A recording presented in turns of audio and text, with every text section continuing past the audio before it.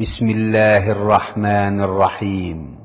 পরম করুণাময় ও অসীম দয়ালু আল্লাহর নামে শুরু। ومن أحسن قولا ممن دعا إلى الله وعمل صالحا وقال إنني من المسلمين.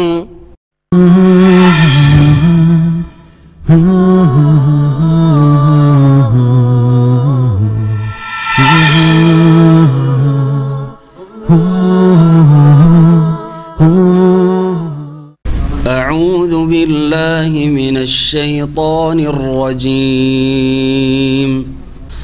ما جعل الله من بحيرة ولا سائبة ولا وصيلة ولا حام ولكن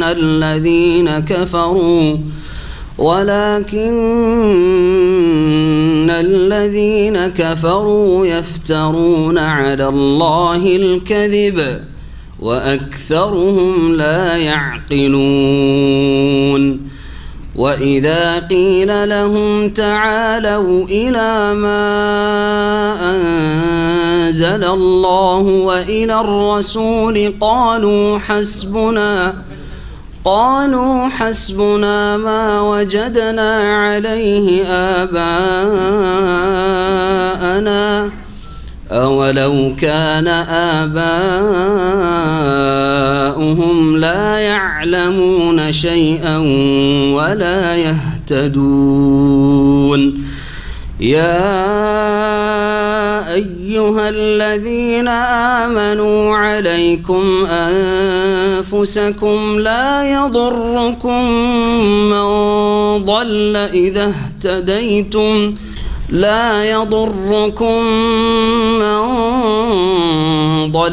إذا اهتديتم إلى الله مرجعكم جميعا فينبئكم بما كنتم تعملون. يا أيها الذين آمنوا شهادة بينكم إذا حضر أحدكم الموت حين الوصية اثنان ذوى عدل منكم أو آخران من غيركم إن أنتم ضربتم في الأرض فأصابتكم مصيبة الموت تحبسونهما من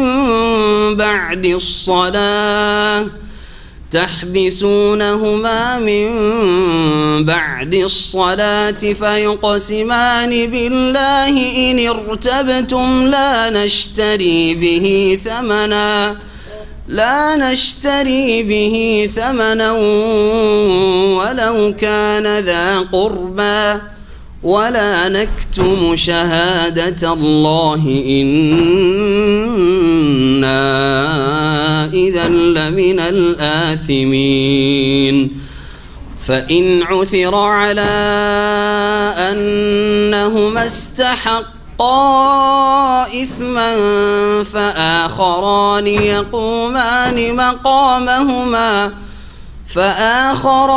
يقومان مقامهما من الذين استحق عليهم الأوليان فيقسمان بالله لشهادتنا أحق من شهادتهما وما اعتدينا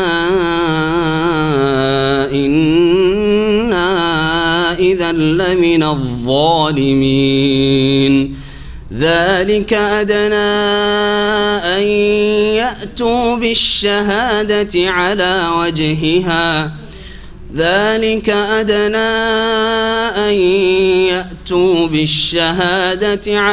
وجهها أو يخافوا أن ترد أيمان بعد أيمانهم واتقوا الله واسمعوا والله لا يهدي القوم الفاسقين يوم يجمع الله الرسل فيقول ماذا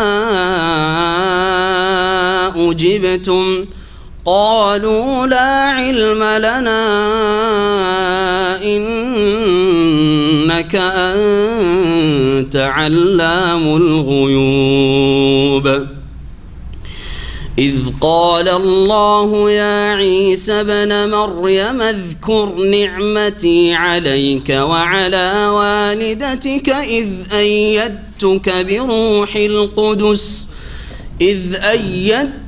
بروح القدس تكلم الناس في المهد وكهلا وإذ علمتك الكتاب والحكمة والتوراة والإنجيل وإذ تخلق من الطين كهيئة الطير بإذني فتنفخ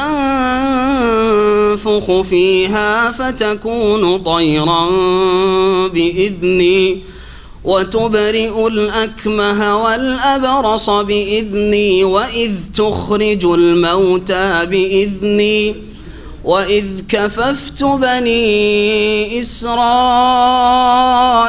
عنك إذ جئتهم بالبينات فقال الذين كفروا إن هذا إلا سحر مبين فقال الذين كفروا منهم إن هذا إلا سحر مبين وإذ أوحيت إلى الحواريين أن آمنوا بي وبرسولي قالوا آمنا واشهد بأننا مسلمون إذ قال الحواريون يا عيسى ابن مريم هل يستطيع ربك أن ينزل علينا مائدة من السماء قال اتقوا الله إن كنتم مؤمنين قالوا نريد أن نأكل منها وتطمئن قلوبنا ونعلم أن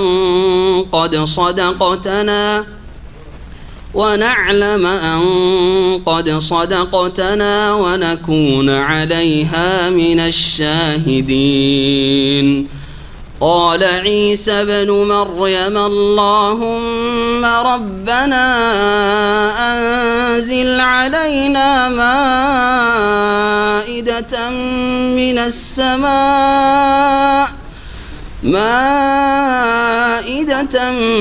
السماء تكون لنا عيدا لأولنا وآخرنا وآية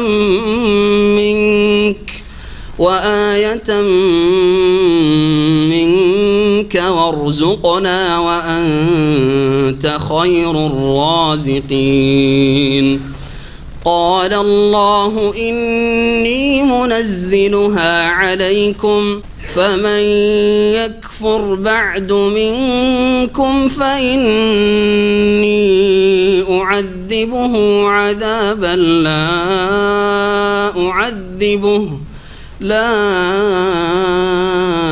أعذبه أحدا من العالمين. السلام عليكم ورحمة الله وبركاته. بسم الله الرحمن الرحيم. الحمد لله رب العالمين والصلاة والسلام على سيد المرسلين نبينا محمد وعلى آله وصحبه أجمعين. أما بعد فأعوذ بالله من الشيطان الرجيم. ما جعل الله من بهيرة ولا سائبة ولا وسيلة ولا حام ولكن الذين كفروا يفترون على الله الكذب وأكثرهم لا يعقلون. মহান আল্লাহর সমস্ত প্রশংসা যে আল্লাহ পাক রব্বুল আলামিন আমাদের সৃষ্টি করেছেন তার তৌহিদ, তার একত্ব প্রতিষ্ঠার উদ্দেশ্যে, তার তৌহিদ, তার আকিদা, তার তৌহিদি আকিদা এবং তার একত্বের ভিত্তিতেই তার সমস্ত ইবাদত বন্দেগী হইতে হবে। আর এইভাবে যদি আল্লাহর একত্বের সাথে তৌহিদ প্রতিষ্ঠার সাথে ইবাদত হয় তাহলে সেটি হচ্ছে ইবাদত।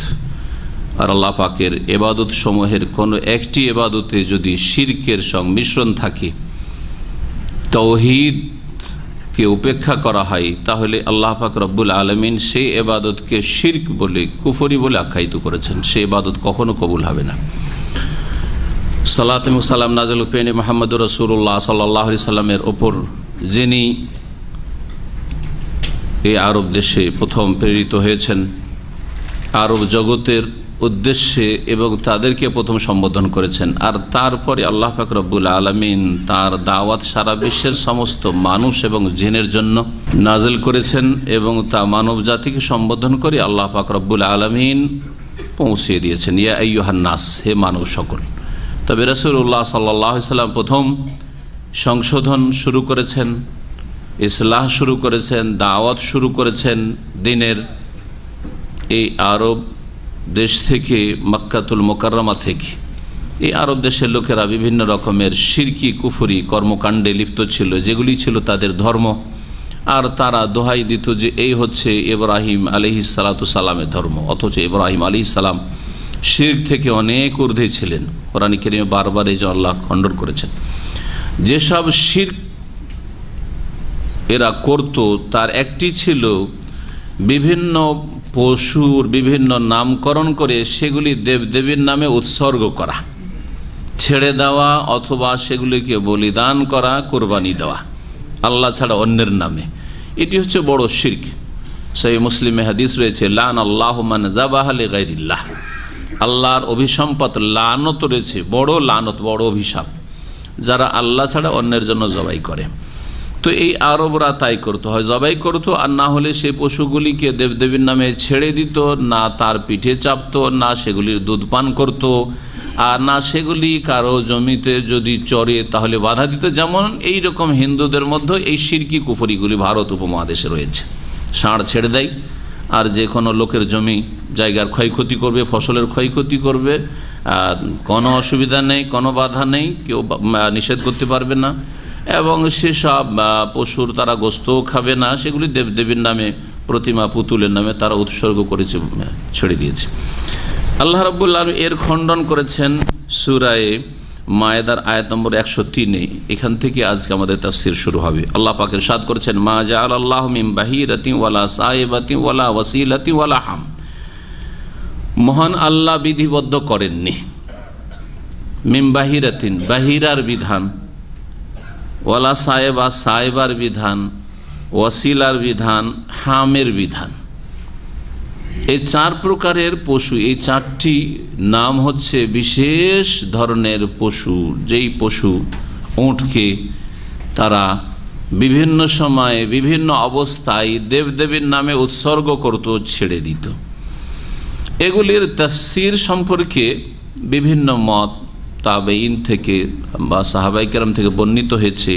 তার মধ্যে যেটা সবচাইতে বেশি বিশুদ্ধ মনে করি, সহিহ বুখারীতে রয়েছে, তা আপনাদেরকে শোনাচ্ছি। আল্লাহ রাব্বুল আলামিন বাহিরা আর সায়েবা, ওয়াসিলা, হাম এগুলির কোনো বিধান আল্লাহ নাজিল করেননি। এগুলি আল্লাহ প্রদত্ত বিধান নয়, মানুষের তৈরি করা মন গড়া ধর্ম। ইমাম ইবনে কাসির রাহমাতুল্লাহ আলাইহি বলছেন, রাওয়াহুল বুখারী আন সাঈদ ইবনে মুসাইয়িব রাহমাতুল্লাহি আলাইহি। ইমাম বুখারী রাহমাতুল্লাহ আলাইহি প্রখ্যাত তাবেঈ সাঈদ ইবনে মুসাইয়িব রাহিমাহুল্লাহ থেকে বর্ণনা করছেন। তিনি বলছেন, আল বাহিরা, বাহিরা এমন উটকে, উটনিকে বা এমন পশুকে বলা হয়, আল্লাতী ইউমনাউ দাররুহা লিতাওয়াগিত, যার দুধ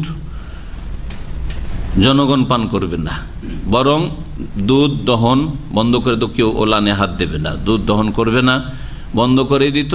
আর তাদের ধারণা এই দুধ কার জন্য? এই দুধ হচ্ছে দেবদেবীর জন্য। সেগুলিকে রেখে দিত, বদ্ধ করে দহন করতো না। কার জন্য রেখে দিল? তাওয়াগিত, তাগুতের বহু বচন, অর্থাৎ দেবদেবী প্রতিমা পুতুলের জন্য। ফালা ইয়াহলু আহাদু মিনান নাস, কেউ সেটা দহন করতে পারবে না। সায়েবা, সাবা, ইয়াসিবা মানে ছেড়ে দেওয়া, সাবা ইয়াসিবা মানে ছেড়ে দেওয়া, বা সাইয়াবা মানে ছেড়ে দেওয়া। এই আরবি শব্দটি এখনো ব্যবহার করে হেজাজে, এই এলাকায় সরি না জানি না ব্যবহার করে কিনা, যারা মাতৃভাষা বেশি বুঝে। সিবু, সিবু ব্যবহার করে, সিবু ব্যবহার করে, সিবু মানে রেখে দাও, ছেড়ে দাও, আসলে সিবু সিবু ছেড়ে দাও। এই যে সাবা ইয়াসিবু থেকে, ওখান থেকে, তো সায়েবা শব্দটি ওখান থেকে এসছে। সায়েবা মানে এমন জন্তু, এমন উট বা উটনি যেটাকে ছেড়ে দেওয়া হইতো, যা ছেড়ে দেওয়া হয়, আমার দেশে ওটাকে ষাঁড় বলে, ষাঁড় হিন্দুরা ছেড়ে দেয়, তাই না? ছেড়ে দিচ্ছে, জি, বাঁধবেও না, ধরবেও না, কেউ বাধাও দিবে না, গোস্ত খেতে পারবে না, ওইভাবে থেকে থেকে মরে যাবে ষাঁড়। তো ষাঁড়কে সায়েবা বলা। ইবনুল মুসাইয়্যিব রাহমাহুল্লাহ কি বলছেন এই সম্পর্কে শুনুন। ওয়া সায়েবা তো কানু ইউসাইয়্যিবুনাহা লিআলিহাতিহিম, এ সায়েবা পশুকে তারা তাদের দেবদেবীর নামে, প্রতিমা পুতুল্লার নামে ছেড়ে দিত। লা ইয়াহমিলু আলাইহা শাই, তার উপর কোনো বোঝাও চাপাইতো না, এবং কেউ সাওয়ারও হইতো না, এর পিঠে কেউ চাপতেও পারবে না এবং এর বোঝাও চাপাতে পারবে না।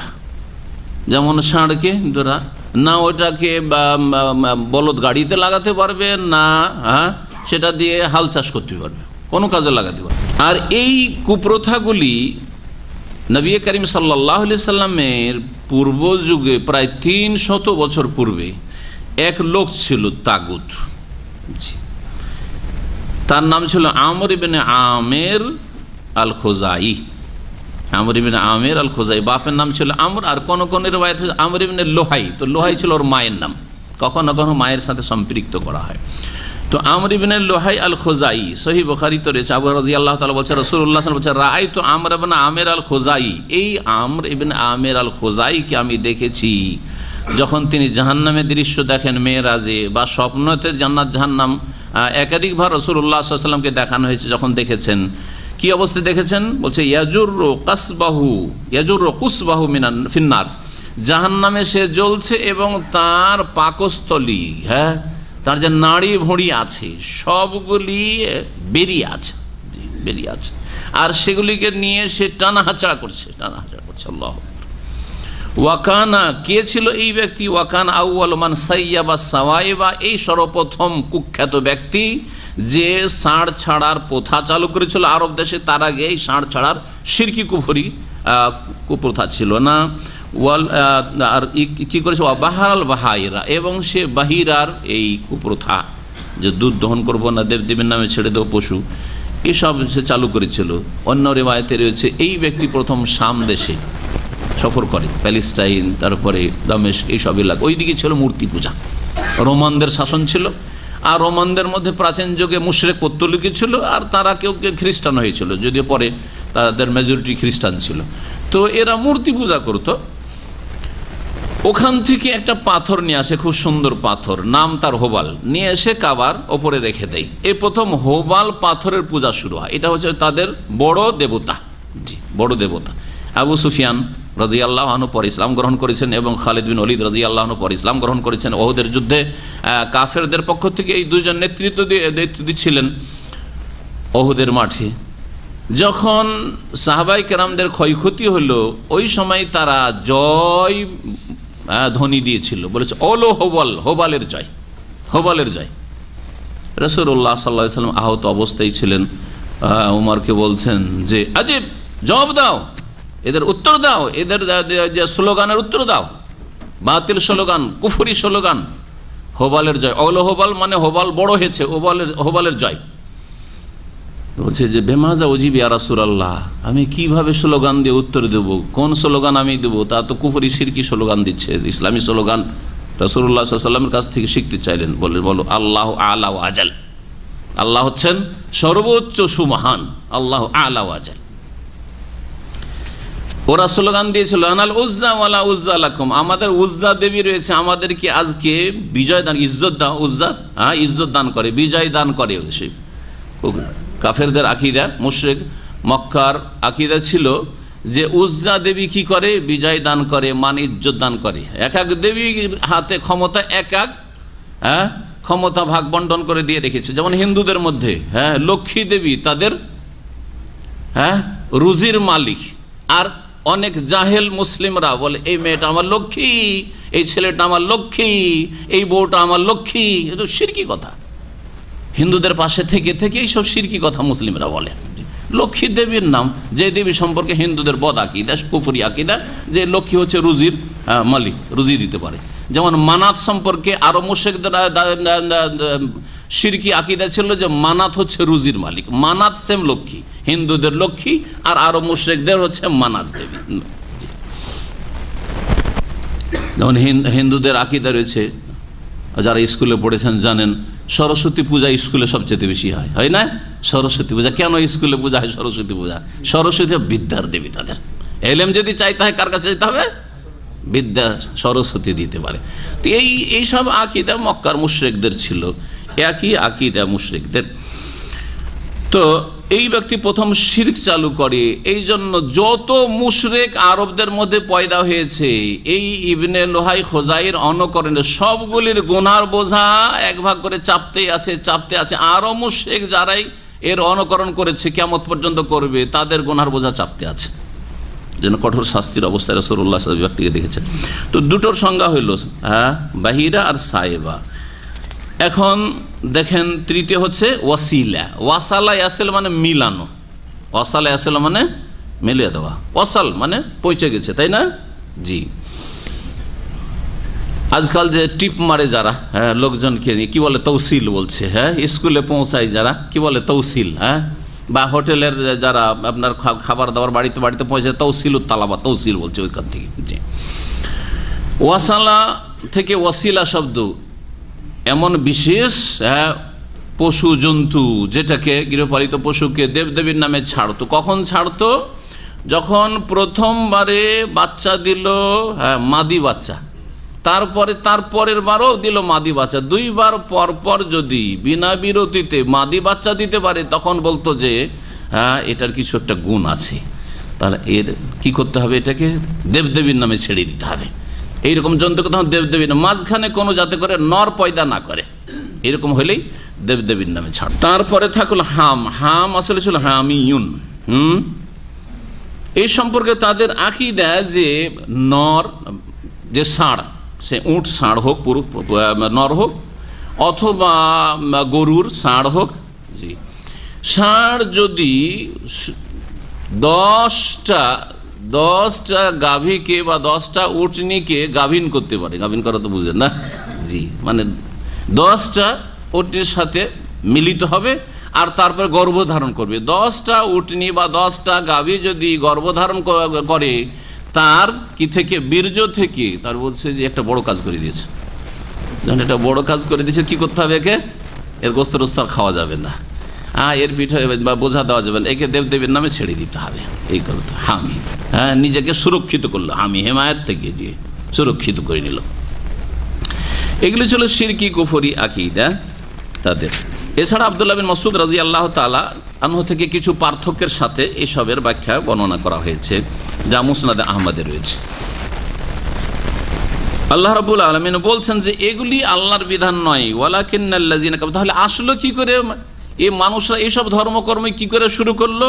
বলছে যে আসল ব্যাপারটা হচ্ছে যে আল্লাযিনা কাফারু, যারা কাফের মুশরিক, ইফতারুনা আলাল্লাহিল কাযিব, আল্লাহ সম্পর্কে তারা মিথ্যা রচনা করেছে, আল্লাহর উপর মিথ্যারোপ করে। এটি হচ্ছে ধর্ম দিন, ধর্ম দেবেন আল্লাহ, তো আল্লাহ দেননি আর তারা ধর্মকর্ম করে। আল্লাহ তো একটা দিন দিয়েছেন, ইন্নাদ দীনা ইনদাল্লাহিল ইসলাম, আত্মসমর্পণ করা, ইসলাম হচ্ছে আল্লাহর দিন, বাকি দিন আল্লাহর নয়। ওয়াকসারুহুম লা ইয়াকিলুন, অধিকাংশ লোক তারা বুঝে না, অবুঝ, নির্বোধ, যার ফলে তারা মিথ্যা ধর্ম রচনা করে। মানব রচিত ধর্ম, মানুষের তৈরি করা ধর্মকর্ম, মানুষের তৈরি করা জিকির আজকার, মানুষের তৈরি করা ওজিফা, এসব দিয়ে আল্লাহর সান্নিধ্য লাভ করে। শিরকের ধর্ম আর বিদআতের ধর্ম হচ্ছে মানুষের তৈরি করা ইফতিরা আলাল্লাহিল কাযিব, আল্লাহ সম্পর্কে মিথ্যা রচনা করা। যতগুলি ওজিফার কিতাব আছে দেশে, এইরকমই জিকির, অধিকাংশ হচ্ছে মানুষের তৈরি করা আল্লাহ সম্পর্কে মিথ্যা রচনা। কোরআনে কারীমও এই জিকিরের তরিকা নেই, কোরআনে কারীমও এই দুরুদ এগুলো নেই, দুরুদে তাজ, দুরুদে মাহি, তারপরে দুরুদে লাখি আর দুরুদে তোনাজ্জিনা, কিচ্ছু নেই। এগুলো হচ্ছে আল্লাহ সম্পর্কে মিথ্যা রচনা করা। শিরক হোক আর বিদআত হোক, সবগুলি হচ্ছে ধর্মের নামে আল্লাহর ওপর মিথ্যারোপ করা। তারপর আল্লাহ পাক বলছেন ওয়াইজা কিলা লাহুম তাআলাউ ইলা মা আনজালাল্লাহ, যখন কোরআন নাজিল হওয়া শুরু হলো আর আরো মুশরিকদেরকে বলা হলো যে এইসব কুপ্রথা ছাড়ো আর এইসব শিরকি কর্মকাণ্ড ছাড়ো, আল্লাহ যে নাজিল করেছেন বিধান সেই বিধানের দিকে তোমরা এসে যাও। তাআলাউ, এসো তোমরা, মা এলামা আনজালাল্লাহ, ওই বিধানের দিকে যা আল্লাহ নাজিল করেছেন, ওয়াইলার রাসূল, এবং রাসূলের আনুগত্যের দিকে চলে আসো। আল্লাহকে মানো, আল্লাহর কথা মানো, রাসূলের কথা মানো সাল্লাল্লাহু আলাইহি ওয়াসাল্লাম। কালু, তখন বাতিলপন্থীদের দলিল শোনেন। যত যুগে বাতিলপন্থীরা আছে ওদের দলিল হচ্ছে বাপ-দাদার দোহাই দেওয়া। বাপ-দাদা আমাদের বুঝতো না, আগের হুজুরেরা বুঝতো না, হ্যাঁ, তারা আপনার চাইতে বিচক্ষণ ছিল, তারা আপনার চাইতে ভালো ছিল, তারা আপনার চাইতে বেশি ধার্মিক ছিল। তারা কেন করেছে? তারা কি সব মূর্খ ছিল? এক শ্রেণীর লোকেরা বলে যে আপনি এমন কথা বলছেন যে গোটা বাংলাদেশে এরকম তো খুঁজে পাই না যে সব কথা বলছেন, তাহলে কি এতগুলি আলেম সব ভুল পথে আছে? হ্যাঁ, আমাদের দেশের লোকেরা সব ভুল পথে আছে, ভুল ধর্মকর্ম করছে। মেজরিটি দলিল আর না হলে বাপদাদা দলিল। বাতিলপন্থীদের দলিল হচ্ছে এগুলি। হকপন্থীদের দলিল ওহি, আল্লাহ কি বলেছেন, রাসূল কি বলেছেন, আপনি দলিল দেন, আয়াতে আছে, হাদিসে আমল করেন, একা থাকেন। আর সর্বদাই সর্বযুগে সংখ্যালঘু থেকেছে, অল্প সংখ্যায় থেকেছে হকপন্থীরা। সত্যপন্থীদের সংখ্যা আর মেজরিটি বলবেন অথবা বাপদাদা, অধিকাংশ ক্ষেত্রে দেখা গেছে যে বাপদাদা ভুল পথে ছিল, বাপদাদা ভুল পথে ছিল। বাপদাদা কবর মাজার পূজার ধর্ম পালন করে, সেটাই ঠিক। বাপদাদা পীর মুরিদি করে, সেটাই ঠিক। বাপদাদা মিলাদ করে, ক্যাম্প করে, সেটাই ঠিক। বাপদাদা তাবিজ ব্যবহার করে, সেটাই ঠিক না? কখনো না। মক্কার মুশরিকদের যে দলিলটা সেটা হচ্ছে আজকালকার মুসলিম সমাজের গুমরাহ বিদআতপন্থীদের দলিল। কি? তাদেরকে যখন আল্লাহ নাজিলকৃত বিধানের দিকে আসতে বলা হইতো আর রাসূলের কথা মানতে বলা হইতো, যেটা হাদিস, হ্যাঁ, যে ধর্ম পালন করতে হইলে তার প্রমাণ দিতে হবে, হ্যাঁ, দিন মনে করলে, সওয়াবের আশা করলে সেটা তরিকা রাসূল থেকে নিতে হবে। কলে কালু, তারা বলতো হাসবুনা মা ওয়াজাদনা আলাইহি আবাআনা, আমাদের জন্য যথেষ্ট, আমাদের জন্য যথেষ্ট যা আমরা পেয়েছি বা যার উপর আমরা পেয়েছি আমাদের পূর্বপুরুষদেরকে, আমাদের বাপদাদা পূর্বপুরুষরা যা করেছে সেটাই আমাদের জন্য যথেষ্ট। তারা যদি জাহান্নামে যায় আমরাও জাহান্নামে যাবো, বলছেন এক শ্রেণী বিদ্যার্থীরা। একই কথা, এটাই ছিল মক্কার মুশরিকদের কথা। আওয়ালাউ কানা আবাহুম, আল্লাহ এর উত্তর বিভিন্ন জায়গায় এইরকম আয়াতগুলি কয়েক জায়গায় রয়েছে। আল্লাহ বলছেন আওয়ালাউ কানা আবাহুম লা ইয়ালামুনা শাইআন ওয়া লা ইয়াহতাদুন, আচ্ছা তাদের পূর্বপুরুষরা যদি কিছু নাও জানতো সঠিক দিন সম্পর্কে, ওয়া লা ইয়াহতাদুন, আর সঠিক পথে পরিচালিতও না থাকতো, ভুল পথে থাকতো, তারাও ভুল পথে থাকবে। তারা যদি অজ্ঞান ছিল তো তোমরাও অজ্ঞান থাকবে। তারা বিদেশে আসেনি, দুনিয়ার ক্ষেত্রে কেন বিদেশে চলে এসছো? শুধু ধর্মের ক্ষেত্রে বাপদাদার দোহাই পড়েন আর মেজরিটির দোহাই পড়েন, বিদেশে আসার ক্ষেত্রে কেন কেউ বলেননি আপনারা যে মেজরিটি দেশে করে খাচ্ছে, আমরা কেন যাব? হ্যাঁ, শতকরা 2-3 বিদেশে কেন যাব? সবাই বিদেশে দেশে থাকছে, আমার বিদেশে যাব না, দেশে থাকবো কেন বলেন না? আমার বাপ দাদা পূর্বপুরুষরা কেউ জীবনে সৌদি আরব দেখেনি আর ইউরোপ আমেরিকা দেখেনি, দরকারটা কি আমার যাওয়ার? আমিও দেশে থাকবো, দেশেই মরবো, কেন বলেন না? হ্যাঁ, পেটের ক্ষেত্রে খুব চালাক, কিন্তু ধর্মের ক্ষেত্রে অন্ধত্ব। আল্লাহ পাক রব্বুল আলামিন তারপরে বলছেন ইয়া আইয়ুহাল্লাযীনা আমানু আলাইকুম আনফুসাকুম লা ইয়াদুররুকুম মান দাল্লা ইযা ইহতাদাইতুম ইলাল্লাহি মারজিউকুম জামিআ ফায়ুনাব্বিউকুম মা কুনতুম তা'মালুন। এই আয়াতে বিশেষ একটি বিধান উল্লেখ করা হয়েছে, তারপরে 3টি আয়াত আসবে তাতে আরেকটি বিধান বলা হয়েছে।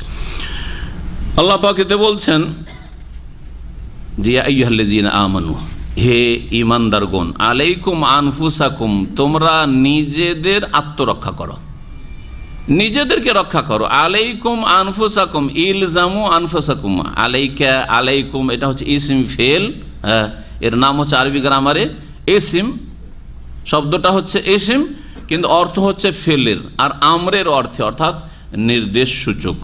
ইলজামু আনফুসাকুম, তোমরা নিজেদেরকে রক্ষা করো, হ্যাঁ, নিজের চরকায় তেল দাও আমরা যে বলি। হ্যাঁ, আলাইকুম আনফুসাকুম, প্রথম নিজেকে বাঁচাবার চেষ্টা করতে হবে। আল্লাহ পাক আয়াতে বলেছেন ইয়া আইয়ুহাল্লাযীনা আমানু কু আনফুসাকুম, তারপরে ওয়া আহলিকুম, তারপরে পরিবার পরিজন, স্ত্রী ছেলে মেয়ে, তাদেরকে নিজেই নামাজি না, নিজেই ইসলাম শেখান না, ছেলেকে হাফেজ করবো। আজকাল অনেকে আছে এখানে, হ্যাঁ, ইসলামিক বই পড়বে না, হ্যাঁ, একটু আবেগী মুসলিম হয়েছে, একটু ভালোবাসে, আল্লাহ রসুলকে ভালোবাসে, দিনকে ভালোবাসে।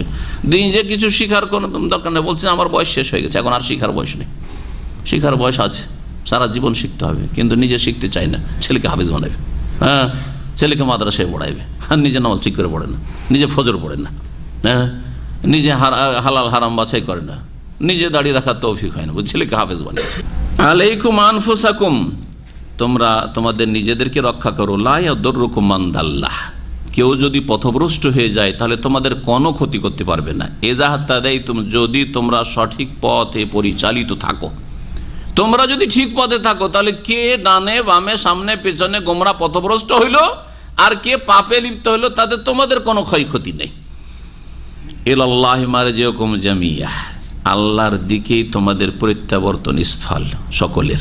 ফায়ুনাব্বিউকুম, অতঃপর যখন আল্লাহর কাছে তোমরা ফিরে আসবে তখন তোমাদেরকে আল্লাহ জানিয়ে দেবেন বিমা কুনতুম তা'মালুন, তোমাদের কাজকর্মগুলি সম্পর্কে, যে কি করে এসেছো, এই করে এসেছো, সুতরাং এই তোমার বদলা, ভালো করে এসছো ভালো পাবে, আর যদি এই পাপ করে থাকো, এই পাপ করে থাকো, তাহলে তার শাস্তি রয়েছে। আল্লাহ সব কিছুই তোমাদেরকে জানিয়ে দেবেন। এই আয়াতটি সম্পর্কে কিছু কথা জানার প্রয়োজন রয়েছে, না হলে আয়াতটা স্পষ্ট বুঝতে পারবেন না। এই আয়াত থেকে অনেকে ভুল বুঝে থাকেন যে নাফসি নাফসি, দুনিয়াতেও যেমন আখেরাতে বিচার দিবসে নাফসি নাফসি, নিজেকে বাঁচাও করবে বলছে দুনিয়াতে। আমি নিজে নামাজি, আমার ছেলে নামাজি না হলে আমার কি, হ্যাঁ, আমার মেয়েরা যদি পর্দা না করে তাতে আমার কি, হ্যাঁ, আমার ভাই বোনেদের যদি নামাজ না পড়ে তাতে আমার কি, এটা চলবে না। আমার গ্রামবাসী তারা ইসলাম মানুক আর না মানুক তাতে আমার কি, কেউ কাউকে কিছু বলবে না, ধর্ম নিজের ব্যাপার।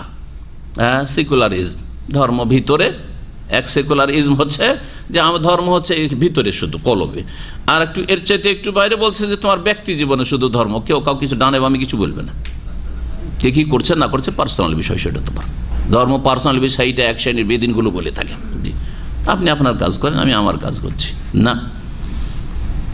আপনাকে নিজেকে বাঁচাতে হবে, নিজের পরিবারকে বাঁচাতে হবে, নিজের এলাকাকে বাঁচাতে হবে, নিজের সমাজকে বাঁচাতে হবে, নিজের দেশবাসীকে বাঁচাতে হবে, তারপর বিশ্ববাসীর কথা চিন্তা করতে হবে। এটা হচ্ছে দ্বীন ইসলাম। তো এই আয়াত থেকে অনেকের সংশয় হয়েছে যে নিজে যদি সৎ হয়ে যান তাহলেই পরিত্রাণ পেয়ে যাবেন। তাহলে দ্বীন ইসলামে যে আরেকটি বিধান রয়েছে, আল আমরু বিল মারুফ ওয়ান নাহি আনিল মুনকার, ভালো কাজের আদেশ দেওয়া, অন্যায় কাজে বাধা দেওয়া, এটা কি নিজের জন্য না অন্যের ক্ষেত্রে করে থাকেন? ভালো কাজের আদেশ দিবেন কাকে, নিজেকে না অন্যকে? নিজে আগে ঠিক হবেন, তারপরে আশেপাশের লোককে, তাই না?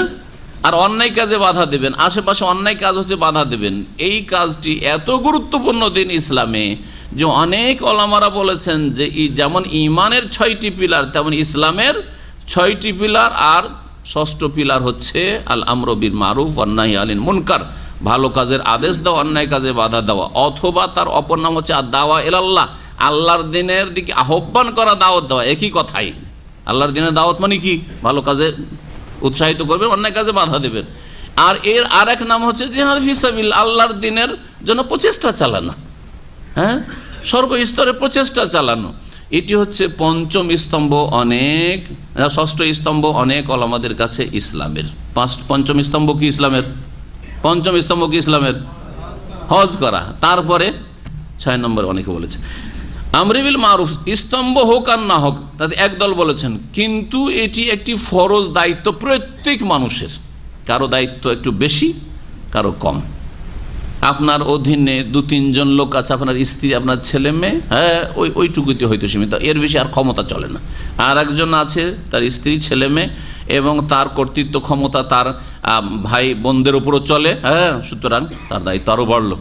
একজন সমাজপতি, সমাজে তার প্রভাব রয়েছে, সুতরাং সমাজে আমর বিল মারুফ নাহি আনিল মুনকার, অন্যায় কাজ হচ্ছে অন্যায় কাজে বাধা দিয়ে ভালো কাজ নির্দেশ দেবে। এই রকমই যে দেশের শাসক, ডিস্ট্রিক্টের শাসক, যে যতটা ক্ষমতা রাখে, বিশ্বে সারা বিশ্বে তার কথা চলছে, সুতরাং সেখানে কথার দ্বারা অথবা বল প্রয়োগ করার তার ক্ষমতা যদি থাকে আর তার বৈধতা থাকে, তাহলে সে বল প্রয়োগ করে অন্যায়কে নির্মূল করবে এবং ভালো কাজকে বৃদ্ধি করবে। এটি ফরজ কাজ। আল্লাহ এই উম্মতের বৈশিষ্ট্য সম্পর্কে বলেছেন কুনতুম খায়রা উম্মাহ, শ্রেষ্ঠ উম্মত। কেন? মানুষের কল্যাণের জন্য আনা হয়েছে তোমাদেরকে, তা'মুরুনা বিল মারুফ ওয়া তানহাউনা আনিল মুনকার। আর বিশেষ করে একটি গোষ্ঠী অবশ্যই থাকতে হবে, ওয়ালতাকুম মিনকুম উম্মাহ, যারা সর্বদা লেগে থাকবে দিনের কাজের জন্য, সকলে যদি ফারেক না হইতে পারে, অবসর না হইতে পারে, একদল অবশ্যই এই দায়িত্ব পালন করবে, ফারজে কিফায়া না হলে সকলেই গুনাহগার হয় মুসলিম জাতি। তা'মুরুনা বিল মারুফ ওয়া তানহাউনা আনিল মুনকার। অনেকে এই আয়াত ভুল বুঝেছেন, তাহলে সঠিক অর্থ কি? আবু বকর সিদ্দিক রাদিয়াল্লাহু তাআলা আনহু আজকে থেকে 1400 বছর আগে বলেছেন, দেখো তোমরা এই আয়াত বুঝতে হয়তো অনেকে ভুল করবে, অনেকের সংশয় হবে যে নিজেকে বাঁচালে, নিজে নামাজি আর ধার্মিক হইলে মনে হয় জান্নাত পেয়ে যাবে। না, আপনার নিজের যেই সব ইসলামী দায়িত্ব রয়েছে, যেমন 5 ওয়াক্ত সালাত আদায় করা, মাহে রমজানে সিয়াম করা, পয়সার যাকাত দেওয়া, হজ করা, আর আপনার ঠিক আপনার আরও যে হালাল রুজি খাওয়া, হারাম থেকে বেঁচে থাকা, তার সাথে সাথে আপনার একটি দায়িত্ব হচ্ছে আপনার দায়িত্ব যে আপনার আশেপাশে ভালো কাজ হওয়ার প্রয়োজন হচ্ছে না, তাহলে ভালো কাজে নির্দেশ দিতে হবে। হ্যাঁ, অন্যায় কাজ হচ্ছে, তাহলে অন্যায় কাজে বাধা দিতে হবে। বল প্রয়োগ করার ক্ষমতা থাকলে বল প্রয়োগ করে, তার ক্ষমতা না থাকলে কথার দ্বারা, কথাও না বলতে পারলে অন্তর থেকে ঘৃণা করে। তো আল্লাহ যে বলছেন যে কেউ যদি গোমরাহ পথভ্রষ্ট হয় আর তোমরা যদি হেদায়েতে থাকো তাহলে তোমাদের কোনো ক্ষতি হবে না, এর মানে কি? এটার একটি ক্ষেত্র শুনে নেন ভালো করে। একটি ক্ষেত্র হচ্ছে যে আপনি আপনার দায়িত্ব পালন করলেন, নিজে আমল করে অন্যকে দাওয়াত দিলেন, মুখে বললেন, মুখে বলার ক্ষমতা আপনার, বল প্রয়োগ করার ক্ষমতা নেই। অথবা সরকার বল প্রয়োগ করছে, তার মধ্যে দেশে লুকিয়ে লুকিয়ে অবৈধ কাজ হচ্ছে, তারপরে কি আল্লাহ সরকারকে ধরবেন? না, ধরবেন না। আপনি আপনার ছেলে মেয়ে বাড়ি দিয়ে বুঝায়, নিজের পরিবার দিয়ে বুঝায়, আপনার ছেলে মেয়েকে ভালো কাজের আদেশ দিচ্ছেন, অন্যায় কাজে বাধা দিচ্ছেন, আর আপনার অগোচরে কিছু অন্যায় কাজ আপনার স্ত্রী করে নিচ্ছে, অথবা আপনার ছেলে মেয়ে করে নিচ্ছে, অথবা বলার পরও তারা শুনছে না, আপনার গায়ে জোর নেই যে সাবালক ছেলেকে মেরে পিটে আমি নামাজ পড়াবো, বাড়ি থেকে বের করে দিল, নামাজ পড়বে না, তখন কি হবে? তখন লা ইয়াদুররুকুম মান দাল্লা, কে গোমরাহ হলো তোমার ছেলে নূহ আলাইহিস সালামের ছেলের মতো, এতে তোমার ক্ষতি নেই। ইজাহতাদাইতুম, যদি তুমি হেদায়েতের উপর থাকো। হেদায়েতের উপর থাকার অন্তর্ভুক্ত হচ্ছে যে আপনি আপনার আমরে বিল মারুফ, ভালো কাজের উপদেশ দেওয়া, অন্যায় কাজে বাধা দেওয়ার গুরু দায়িত্ব পালন করবেন। আপনি আপনার কাজ করে গেছেন। হ্যাঁ, একসাথে খাচ্ছেন বেনামাজি ছেলেকে নিয়ে, বেহায়া বউকে নিয়ে, বেহায়া মেয়েকে নিয়ে একসাথে আপনি সংসার করছেন, আর না পর্দা করতে বলছেন, মুসল্লি নিজে নামাজ পড়েন, দাড়ি টুপি, আর আপনি কিছুই বলছেন না আপনার মেয়েকে না পর্দা করার কথা, আপনার না বৌমাকে পর্দা করার কথা, না আপনার স্ত্রীকে নামাজের কথা, না দিনের কথা, কিছুই শিখাচ্ছেন না, কিছু বলছেন না, তাহলে আসামি আপনি, আসামি আপনি। এই দায়িত্বটি পালন করার পরে যদি আপনার আর ক্ষমতা চলছে না, অথবা চোখের আড়ালে অন্যায় কেউ করে, গুমরাহ হয়, তাহলে লা ইয়াদুররুকুম, তোমাদের কোনো ক্ষতি নেই। আর একটি হচ্ছে যে কোনো ক্ষেত্র আছে যেই ক্ষেত্রগুলিতে আপনি বল প্রয়োগও করতে পারছেন না, মুখও খুলতে পারছেন না, সেখানে আপনি এত দুর্বল যে যদি মুখে বলেন যে এটা অন্যায়, হ্যাঁ এটা করতে হবে, তাহলে আপনার জীবন নাশের আশঙ্কা আছে, জান থেকে মেরে দেবে। সেই ক্ষেত্রে অন্তর থেকে ঘৃণা যথেষ্ট কিনা? ফাবিকাল, অন্তর থেকে ঘৃণা করা সহিহ মুসলিমের হাদিস, অন্তর থেকে ঘৃণা করা যথেষ্ট। অন্তর থেকে ঘৃণা আছে কিন্তু কথাই বলতে পারছেন না, পাপ চারিদিকে হচ্ছে, হ্যাঁ ফরজ অমান্য করা হচ্ছে, অস্বীকার করা হচ্ছে, নাস্তিকরা বড় বড় কুফরি কথা বলছে, কিন্তু না আমাদের বল প্রয়োগের ক্ষমতা আছে, কথা বলার ক্ষমতা আছে, কথা বলছি, কথা বলারও যদি ক্ষমতা কেড়ে না হয়, তাহলে অন্তর থেকে ঘৃণা করলাম আর বাকি এরা সব নাস্তিক বেদিন, তো আমাদের ক্ষতি হবে? হবে না। কমপক্ষে অন্তরে ঘৃণা থাকতে হবে, যখন আপনি নিরূপ, ক্ষমতাও নেই অন্যায়কে নির্মূল করার, আর মুখে বলারও ক্ষমতা নেই, হ্যাঁ হাতেও ক্ষমতা নেই, মুখেও ক্ষমতা নেই, অন্তর থেকে ঘৃণা করলে তারপরে লা ইয়াদুররুকুম মান দাল্লা, কে গুমরাহ হইল, কে জাহান্নামে গেল, কে নাস্তিক হইল, কে আল্লাহদ্রোহী হইল, তাতে তোমাদের কোনো ক্ষতি নেই, কিন্তু তোমাদেরকে হেদায়েতের উপর থাকতে হবে। আল্লাহ পাক তারপরে একটি বিশেষ বিধান, যেই বিধানটি খুব কমই প্রয়োজন, এই হুকুমটি বা এই বিষয়টির প্রয়োজন খুব কমই পড়ে, সেটা হচ্ছে সফরে কোনো মানুষের হঠাৎ করে যদি মৃত্যু হয় আর সেই সময় তার আশেপাশে কোনো লোকজন আত্মীয় স্বজন না থাকে, একা ছিল, অন্য কোনো লোক আত্মীয় স্বজন ছাড়া অন্য কোনো মুসলিম পেয়েছে হয়তো, অথবা অনেক সময় মুসলিমও পায়নি। আর একটি মাসালা হচ্ছে মুসলিমও পায়নি, এমন জায়গায় সফর করে গেছে আর ইন্তেকাল তার হচ্ছে, ইন্তেকালের মুহূর্তে সে কিছু ওসিয়ত করবে, অথবা তার কাছে কিছু মাল সামান আছে, ক্যাশ আছে, অথবা আর কিছু আছে, সামানপত্র আছে, যেগুলি বাড়ি দিয়ে পাঠাবে, দেখছে পাশে দুইজন অমুসলিম আছে, এখন করবেটা কি? এই বিধানটি এটা কখনো কখনো প্রয়োজন, এরকম পরিস্থিতি হতে পারে আর প্রয়োজন পড়তে পারে। বিধানটি শোনেন কোরআনের ভাষায়। আল্লাহ পাক রব্বুল আলামিন বলছেন, ইয়া আইয়ুহাল্লাযীনা আমানু, হে ঈমানদারগণ, শাহাদাতু বাইনাকুম, তোমাদের মাঝে সাক্ষী হচ্ছে, ইযা হাদার আহাদাকুমুল মাউত, যখন তোমাদের কারো মৃত্যুর মুহূর্ত উপস্থিত হয়ে যাবে। হ্যাঁ, একেবারে মৃত্যুর সময় চলে এসছে, আর বাঁচবে না। এই সময় সাধারণত ওসিয়তের প্রয়োজন হয়, আর শরীয়তে এই বিধান আছে। ওসিয়ত সুস্থ অবস্থায় করলে আরও ভালো, কিন্তু মৃত্যুর পূর্ব মুহূর্তে আর তো বেশি সময় পাবো না, যাক আমি স্ত্রীকে কিছু ওসিয়ত করি, আমার ছেলে মেয়েকে কিছু ওসিয়ত করি। কথার ওসিয়ত ছাড়া পয়সা ধন সম্পদের ওসিয়ত, আমার তো অনেক জমি জায়গা আছে, বা 1 বিঘা জমি মাদ্রাসায় দিয়ে দিও, বা মসজিদে দিয়ে দিও, এত টাকা মসজিদে দিয়ে দিও, ইত্যাদি ইত্যাদি, যে কোনো, বা অমুক আমার আত্মীয় আছে, বন্ধু আছে, তাকে এত টাকা দিয়ে দিও, অমুক আমার কাছে এত টাকা পাবে, ইত্যাদি। এরকম মেলা বিভিন্ন রকমের ওসিয়ত হইতে পারে। হিনাল ওসিয়তে, ওসিয়তের সময় ঘনিয়ে এসছে, মৃত্যুর মুহূর্ত উপস্থিত হয়েছে, এখন তোমাদের মাঝে সাক্ষী হবে। ওই শাহাদাতু বাইনাকুম ইসনানে, সম্পর্ক এইভাবে আগে পরে আছে। তোমাদের মাঝের সাক্ষী হবে 2 জন ব্যক্তি। জাওয়া আদলি মিনকুম, তোমাদের মধ্যে থেকে 2 জন ন্যায় পরায়ণ ব্যক্তি। ইসনানে 2 জন, কেমন? জাওয়া আদলি মিনকুম, তোমাদের মধ্যে থেকে ন্যায় পরায়ণ ব্যক্তি। তাহলে আদল মানে মুসলিম হইতে হবে সাক্ষীর ক্ষেত্রে। আর কি হইতে হবে? মুসলিম, হ্যাঁ, সাবালক হইতে হবে, বালেগুন, আকিল, সুস্থ মস্তিষ্কের, পাগল হইলে হবে না, নিশাখোর হইলে হবে না, নিশাকে মাতাল হয়েছে সে হবে না। তারপরে হ্যাঁ, তারপরে মুসলিমুন, আকিলুন, কি বলেন, বালেগুন, আকিলুন। আর তারপরে যে কোনো ফাসিকি কাজ থেকে স্বাধীন হইতে হবে। একটা তো আজকাল ওই স্বাধীন আর গোলামির জীবন নেই। আর একটা হচ্ছে যে কোনো ফাসিকি কাবিরা গুনাহ থেকে বেঁচে থাকা লোক হইতে হবে। এটা হচ্ছে ন্যায়পরায়ণ সাক্ষী। কিন্তু অমুসলিম অথবা সফরে, সেখানে নামাজি লোক পাওয়া মুশকিল, সেখানে সৎ লোক পাওয়া মুশকিল, হ্যাঁ, ধার্মিক লোক পাওয়া মুশকিল, আল্লাহ ভীরু লোক পাওয়া মুশকিল। ওখানে তো নিরুপায় অবস্থা, মাত্র 2 জন সঙ্গী আছে, মওতের সময় 2 জন মুসলিম কিন্তু অসৎ মুসলিম, অথবা অমুসলিম আছে। এখন পরিস্থিতি এইখানে আর যে আদেলের যে সংজ্ঞা রয়েছে সেগুলির বাস্তবায়ন হবে না, যে কোনো 2 জন সাক্ষী হলেই চলবে। আল্লাহ পাক বলছেন, আও আখারান মিন গায়রিকুম, তোমাদের মধ্যে থেকে হইলে, মুসলিম হইলে চেষ্টা করবে নাই পরায়ণ যদি থাকে। 10-20 জন মুসলিম আছে, ওর মধ্যে দেখো যে ভালো 2 জন মুসলিম, নামাজি, ধার্মিক, হ্যাঁ, সত্যবাদী, দেখে সাক্ষী রাখো যে আমি তো মারা যাচ্ছি ভাই, আর এই ওসিয়ত আছে, আমার বাড়িতে এই জিনিসগুলো বা বস্তুগুলো পৌঁছে দিও, বা এই মেসেজগুলি পৌঁছে দিও।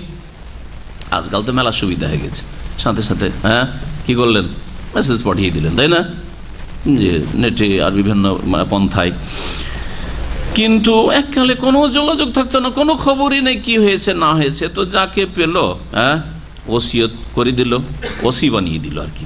আও আখারান মিন গায়রিকুম, অথবা তোমাদের ছাড়া অন্য কোন জাতির 2 জন ব্যক্তি, অমুসলিম 2 জন, খ্রিস্টান, ইহুদি অথবা হিন্দু, বুদ্ধিস্ট, যে কেউ, নাস্তিক, যাই হোক না কেন, তোমাদের ছাড়া, মুসলিম ছাড়া অন্য কোনো 2 জন।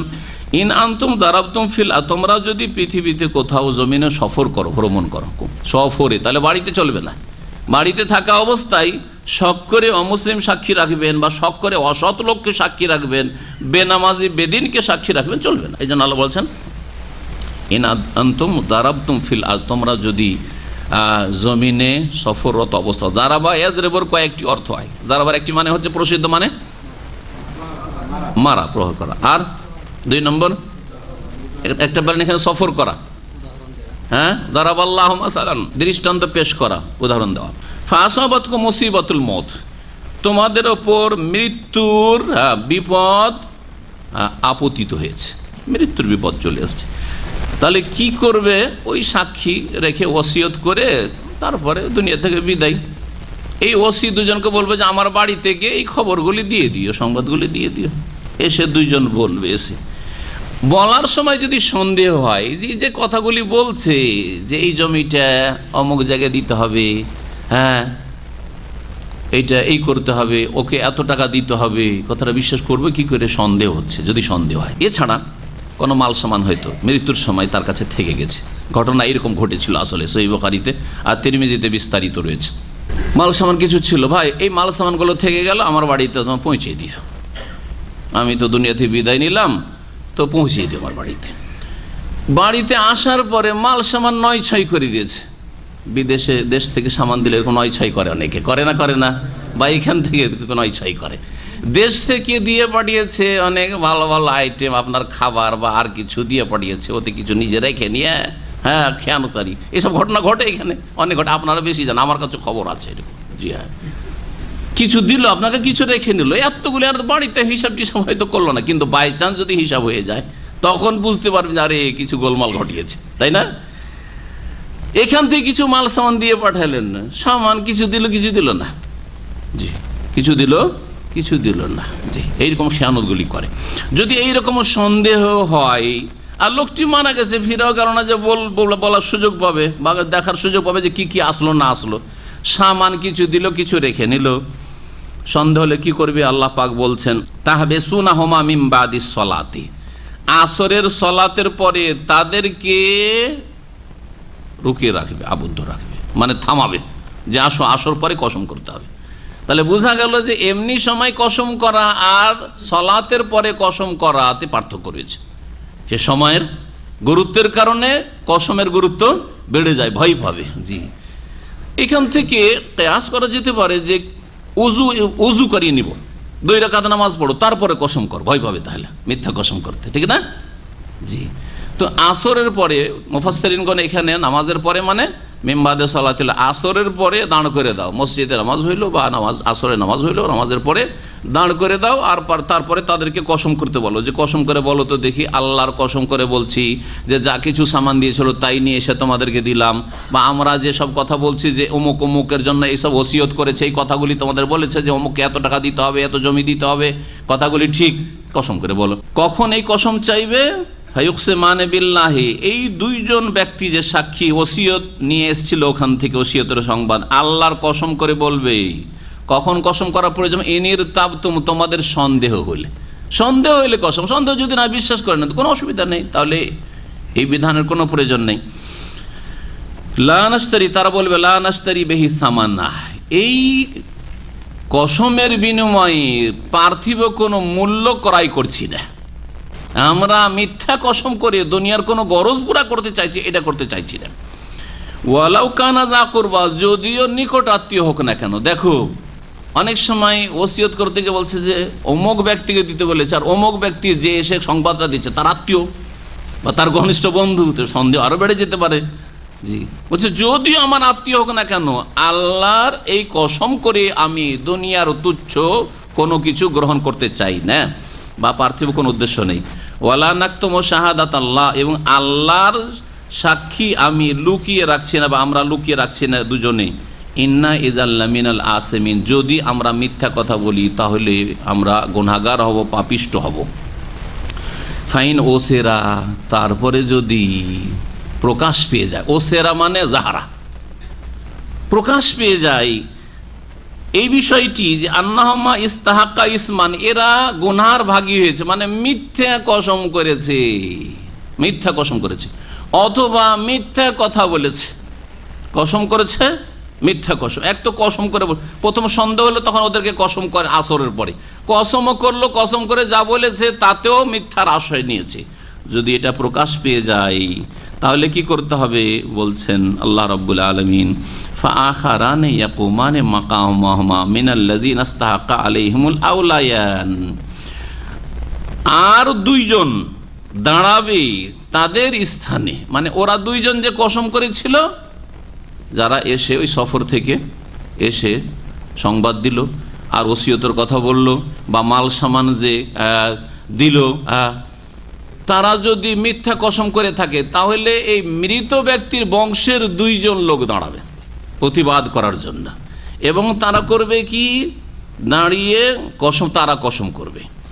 আল্লাহ পাক বলছেন যে কাদের মধ্য থেকে এই 2 জন হইতে হয়? মিনাল্লাযিনা ইসতাহাক্কা আলাইহিমুল আওলায়ান, তার সংক্ষিপ্ত ভাব অর্থ হচ্ছে যে যাদের ধারণা যে তাদের স্বার্থহানি হয়েছে, যাদের ধারণা যে তাদের স্বার্থহানি হয়েছে, মানে ইস্তাহাক্কা আলাইহিমুল আওলায়ান, প্রথম 2 ব্যক্তি যে কসম করেছে করে তাদের হক নষ্ট করেছে,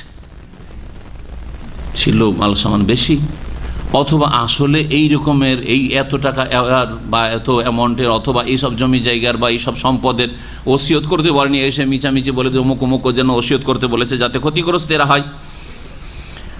তাহলে কি করবে এরা দুইজন দাঁড়িয়ে বলে ফায়ুকসিমানে বিল্লাহ, এরা উভয়ে আল্লাহর কসম করবে, কসম করে বলবে লা শাহাদাতুনা আহাক্কু মিন শাহাদাতিহিমা, ওদের আগে যে দুইজন এসে কসম করেছে ওদের কসমের তুলনায় আমাদের কসম বেশি সত্য, আমরা সত্য কসম করছি। ওমা তাদাইনা, ওমা তাদাইনা, আর আমরা সীমা লঙ্ঘন করিনি, যে ওদের উপর জুলুম অত্যাচার করার জন্য দাঁড়িয়েছি কসম করার জন্য, তা করিনি। ইন্না ইযাল্লা মিনাজ জালিমিন, যদি আমরা সীমা লঙ্ঘন করি, বাড়াবাড়ি করি, মিথ্যা কসম করি, তাহলে আমরা জালেম হয়ে যাব। কসম করবে যে এরা মিথ্যা বলেছে, সুতরাং এদের ওসিয়ত মানা যাবে না, অথবা এদের মালসামানে আরো কিছু আছে যা দিচ্ছে না, কসম করে নেবে। জালেকা, এটা কেন করবে? যদি এই বিধান থাকে মুসলিম সমাজে, তাহলে যারা এসে ওই ওসিয়তের সংবাদ দিচ্ছে, মুসলিম হোক আর অমুসলিম, তখন একটা ভয় থাকবে যে আরে মিথ্যা বলা যাবে না, মিথ্যা যদি বলি আর সন্দেহ হয়ে যায় তাহলে ওরা কসম করে ওরা জিতে যাবে, আর আমাদেরকে সমাজে মিথ্যুক মনে করা হবে। আল্লাহ বলছেন জালেকা, এই বিধান কেন? আদনা ইয়াতু বিশাহাদাতে আলা ওয়াজহা, যাতে করে সাক্ষীকে আসল রূপে পেশ করে এর অতি নিকটবর্তী। এই বিধান হচ্ছে সাক্ষী বা সাক্ষ্য প্রদান যাতে করে সত্যি সত্যি করে আর আসল রূপে পেশ করে এর নিকটবর্তী। আও ইয়াখাফু, অথবা তাদের যেন ভয় হয় যে আন্তরাদ্দা আইমানুম বাদা আইমানিহিম, তাদের কসম করার পরে অন্য কসম দ্বারা তাদের কসমকে যাতে করে প্রত্যাখ্যান না করে দেওয়া হয়। আমরা যদি মিথ্যা কসম করি আর যদি তারা টের পেয়ে যায় বা বুঝে নেই যে আমাদের মধ্যে ভেজাল আছে, তাহলে ওদের বংশের দুইজন কসম করে আমাদের কসমকে কি করে দেওয়া হবে? রিজেক্ট করে দেওয়া হবে। এই ভয় একটা থাকবে এই বিধানের জন্য। ওয়াত্তাকুল্লাহ, তারপর আল্লাহ বলছেন তোমরা আল্লাহকে ভয় করো। ওয়াসমাউ, আর তোমরা শোনো, বড়দের কথা শোনো। ওয়াসমাউ মানে শুনতে হবে কার কথা? আল্লাহর কথা শুনতে হবে, রাসূলুল্লাহ সাল্লাল্লাহু আলাইহি ওয়াসাল্লামের কথা শুনতে হবে, সব কথাই শুনতে হবে। শুনতে হবে কোন শোনা? শুধু শোনা না, শোনা মানে আনুগত্য করা। আমার কথাটা শুনলেন না, কি উদ্দেশ্যে বলি? শুনছে তো কথা। এই লোকটি মা বাবার কথা শুনে না, মানে কি সামি'না ওয়া আতা'না বলা। জি, সামআতু আতিন, আনুগত্যের শোনা। একটা হচ্ছে আনুগত্যের শোনা, আর এমনি শোনা, কান দিয়ে এক কান দিয়ে শোনা, এক কান দিয়ে বের করে দিলেন না, ওই শোনা হইলে হবে না। আল্লাহ এবং রাসূলের কথা সামি'না ওয়া আতা'না বলে শুনতে হবে। গুফরানাকা রব্বানা ওয়া ইলাইকাল মাসির। ওয়াল্লাহু লা ইয়াহদিল কওমাল ফাসিকিন, আল্লাহ পাপিষ্ট জাতিকে, পাপিষ্ট সম্প্রদায়কে সঠিক পথ দেখান না। এখন এই বিধানটি সম্পর্কে বলি যে ঘটনা কি ঘটেছিল। সহিহ বুখারীতে সংক্ষেপে রয়েছে, যার সনদ সহিহ, আর তিরমিজিতে একটু বিস্তারিত রয়েছে, যার সনদে দুর্বলতা রয়েছে। দুইজন খ্রিস্টান, একজন তামিমদারি আর একজন আদি বিন বাদ্দাহ, এই দুইজন লোক ছিল সাহাম গোত্রের এক মুসলিমের সফর সঙ্গী। সামদেশে সঙ্গী হচ্ছে দুইজন খ্রিস্টান আর মুসলিম একজন। সামদেশে গিয়ে এই সাহামি মুসলিমের ইন্তেকাল হয়ে যায়। ইন্তেকালের মুহূর্তে যখন ঘনিয়ে আসলে তখন বলছে দেখো আমার কাছে অনেক মাল সামান আছে, তো এক কাজ করি, আমি তো মারাই যাচ্ছি, আর বাঁচবো না, এই সামানগুলি আমার বাড়িতে মক্কায় পৌঁছে দিও, মক্কা থেকে গিয়েছিল, পৌঁছে দিও। নিয়ে আসলো, নিয়ে আসার পরে সামানগুলি নিয়ে এসে দিল, কিন্তু ওতে একটা চাঁদির পেয়ালা ছিল, জাম মানে চাঁদির পেয়ালা। এই চাঁদির পেয়ালাটা লোভ হয়ে গেছে যে সবই তো দিলাম, একটা রেখেই নি। চাঁদির পেয়ালাটা রাস্তাতে বিক্রি করে দিয়েছে স্বর্ণকারের কাছে। ওখানে যে কিনেছে, ওখান থেকে চলে এসেছে মক্কার মার্কেট। ওই চাঁদি দেখেন কিভাবে ধরা পড়বে চোর। ওখান থেকে বিক্রি হয়েছে সামদেশে, আর সামদেশে তো মক্কার ব্যবসায়িকরা যায়, মক্কার মার্কেটে চলে এসছে। তারপরে আসার পর ওরা তো জানে না কিছু, মাল সামান যা দিয়েছে তাই নিয়ে সত্যই মনে করেছে। পরে বাজারে গিয়ে দেখে স্বর্ণকারের কাছে তাদের বাড়ির চাঁদির পাত্রটি, চাঁদের পেয়ালা, এই তো ধরা খেয়ে গেল। আর ওই রেওয়ায়তে আরেকটু রয়েছে যে তার সাথে সাথে ওই লোকটি ছিল চালাক, একটা চিঠিও লিখে দিয়েছে ওসিয়তে যে আমি এইরকম অবস্থায় মারা যাচ্ছে অমুক জায়গায়, আর হয়তো বাঁচবো না, আর আমি এই সামানগুলি লিস্ট করে দিয়ে, একটা লিস্ট করে দিয়ে দিয়েছে যে এই সামানগুলি আমি দিয়ে পাঠালে অমুক অমুকের হাতে দিয়ে পাঠালে। ঘটনা হয়ে গেছে, বেশ পুরাতন হয়ে গেছে। পরে ওরা বললো যে না, এরা মিথ্যা কথা বলেছে, আর আমাদের যে পেয়ালা, চাঁদির পেয়ালা, সেটা তারা বেঈমানি করে নিয়েছে, ধরা খেয়ে গেল। তো কেমন করে বিশ্বাস করা যাবে বেঈমানি করেছে? তখন আল্লাহ পাক এই বিধান নাজিল করলেন, এই বিধান নাজিল করলেন যে তাহলে তোমরা কসম করো, হ্যাঁ, দুইজন তোমাদের বংশ থেকে কসম করো, মৃতের বংশ দুইজন কসম করো, কসম করার পরে বলো যে ওরা যে সাক্ষীর আল্লাহর কসম করে বলেছে মিথ্যা, আর তার আগে ওদেরকে বলতে হবে, প্রস্তাব তাদের কাছে পাঠাইতে হবে কি, যে তোমরা যদি সত্যবাদী হয়ে থাকো তাহলে আসর পরে তোমরা দাঁড়াও আর দাঁড়িয়ে কসম করো যে আমরা যা নিয়ে এসেছি তাই তোমাদেরকে দিয়েছি। আর যদি কসম না করে তাহলে তো ঠিক মেনেই নিল, যদি কসম করে নাই তারপরে তাদের কসম খণ্ডন করার জন্য এদের বংশ থেকে দুইজন দাঁড়াবে আর দাঁড়িয়ে বলবে যে না, এই যে কসম করেছে তাতেও তারা মিথ্যুক, আর তারা এরকম বেমানি করেছে, অথবা তারা এই ওসিয়তগুলি যে বলছে সেগুলি সব মিথ্যা কথা বলছে। এ হচ্ছে আল্লাহ রাব্বুল আলামিনের বিধান। এই ঘটনার পরিপ্রেক্ষিতে এই আয়াতগুলি নাযিল হয়। এরপরে আল্লাহ রাব্বুল আলামিন আম্বিয়া রসুলগণ সম্পর্কে বলছেন যে তাদেরকে আল্লাহ পাক বিচার দিবসে জিজ্ঞেস করবেন যে তোমাদের সাথে তোমাদের উম্মতরা কি আচরণ করেছিল। মহান আল্লাহ বলছেন ইয়াউমা ইয়াজমাউল্লাহু রসুল, স্মরণ করো যখন আল্লাহ পাক সমস্ত রাসূলগণকে একত্রিত করবেন হাসরের মাঠে, আর তাদেরকে জিজ্ঞেস করেন মাজা উজিবতুম, তোমাদের কি জবাব দেওয়া হয়েছিল, মানে তোমাদের জাতিরা তোমাদের ডাকে সাড়া দিয়েছিল কি না, হ্যাঁ বলেছিল না বলেছিল, মানবো না বলেছিল। কালু, তখন তারা বলবেন, রাসূলগণ লা ইলমা লানা, আল্লাহ আমরা কিছুই জানি না,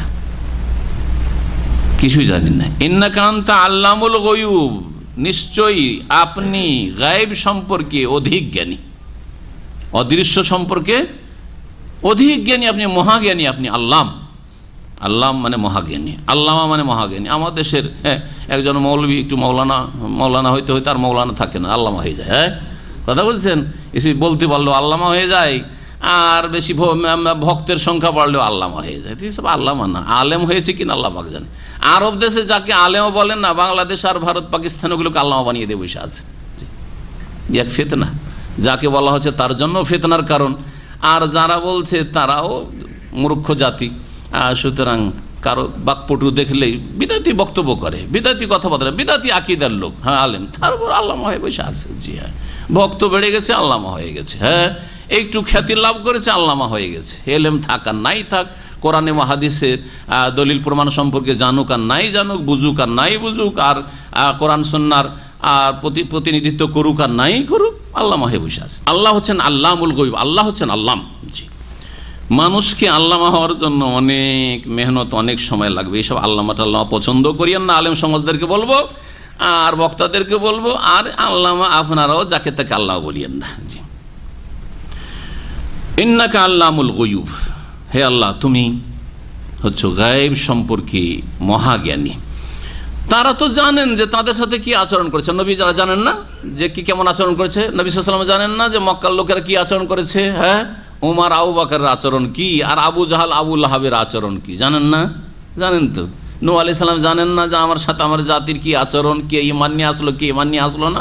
ইব্রাহিম আলাইহিস সালাম জানেন না যে আমার বাপের আচরণটা কি, জানেন নাকি? জানেন। তারপরে কেন বলছেন লা ইলমা আল্লাহ আমরা জানি না, তো মিথ্যা বলেছেন নাকি? হ্যাঁ না, উদ্দেশ্য হচ্ছে এখানে নমনীয়তা, বিনয়ী হওয়া, নিজের জ্ঞানকে সংকীর্ণ মনে করা, কম মনে করা। আমাদের কাছে তেমন জ্ঞান নেই, আল্লাহ লা ইলমা না, আপনি বেশি জানেন। আপনি আমাদেরকে জিজ্ঞেস করছেন, আপনি তো জানেন যে ওরা মেনেছে কি মানেনি, হ্যাঁ আপনি জানেন, সুতরাং আপনাকে তো বলার কোনো প্রয়োজনই নেই। এই হচ্ছে উদ্দেশ্য। জি, ইদ কাল আল্লাহ, আরো স্মরণ করো যখন আল্লাহ পাক বলবেন, ঈসা বলেছিলেন ঈসা আলাইহিস সালাম কি ইয়া ঈসা ইবনে মারইয়াম, এটা বলেছিলেন। ইদ কাল আল্লাহ ইয়া ঈসা ইবনে মারইয়াম উযকুর নি'মাতি আলাইকা ওয়া আলা ওয়ালিদাতিক, ঈসা আলাইহিস সালামকে আল্লাহ সম্বোধন করে বলেছিলেন, হে মরিয়ম পুত্র ঈসা, স্মরণ করো আমার যে অনুগ্রহ তোমার উপর রয়েছে, নিয়ামত, তা ওয়া আলা ওয়ালিদাতিক, আর তোমার জননী তোমার মাতার উপর যে আমার অনুগ্রহ রয়েছে। দেখো সমাজের লোকেরা তোমার মাকে মনে করেছিল দুশ্চরিত্রা, অসতী, কিন্তু আল্লাহ রাব্বুল কিভাবে তার মান ইজ্জত রক্ষা করলেন, কিভাবে তোমার মুখ দিয়ে বলিয়ে দিয়ে তিনি যে সতী সাধ্বী এটা প্রমাণ করে দিলেন আল্লাহ রাব্বুল আলামিন। এবং তার উপর যে অনুগ্রহ, তিনি দুর্বল অবস্থায়, অসুস্থ অবস্থায় আর পানির ব্যবস্থা আল্লাহ করে দিলেন, ফলের ব্যবস্থা আল্লাহ করে দিচ্ছেন, খাওয়া দাওয়া দিচ্ছেন ইত্যাদি, তাঁর জীবনের যেসব ঘটনাগুলি রয়েছে আগে থেকে। ইদ আইয়াতুকা বিরুহিল কুদুস, যখন তোমাকে শক্তিশালী করেছিলাম পবিত্র আত্মা দ্বারা। রুহুল কুদুস পবিত্র আত্মা। রুহুল কুদুস কাকে বলা হয়? প্রসিদ্ধ তাফসীর হচ্ছে যে জিবরাইল আলাইহিস সালামকে আর রুহুল আমিনও বলা হয়েছে, নাযালা বিহি রুহুল আমিন, আর তাকে বলা হয়েছে রুহুল কুদুস পবিত্র আত্মা। এটি হচ্ছে প্রসিদ্ধ তাফসীর। তাহলে আল্লাহ পাক ঈসা আলাইহিস সালামকে শক্তিশালী করেছিলেন, সাহায্য করেছিলেন জিবরাইল আলাইহিস সালামের মাধ্যমে, এই কথা আল্লাহ বলছেন। আর অন্যান্য অনেক তাফসীরকাররা বলেছেন যে রুহের অনেকগুলি অর্থ হয়। রুহ মানে শাব্দিক অর্থ আত্মা, তাই না? আমাদের যে আত্মা রয়েছে রুহ, সেটা হচ্ছে রুহ। আর আত্মাতে যে আসল প্রাণ আসে, ইমানি ইসলামী প্রাণ আসে, সেটাকে রুহ বলা হয়েছে। সেটা হচ্ছে ওহী। ওহী যদি না আসতো তো আমরা প্রাণহীন মানুষ। আল্লাহ কাফেরকে মৃত বলেছেন, হ্যাঁ, কাফেরকে মৃত বলেছেন। কুফরির সমাজকে, মক্কাকে আল্লাহ মৃত বলেছেন। আওয়ামান কানা মাইতান, এই মক্কার কাফেররা সব মৃত ছিল, আল্লাহ মাইতান বলেছেন। ফা আহইয়াইনাহু, তাদেরকে আমি জীবন দান করলাম।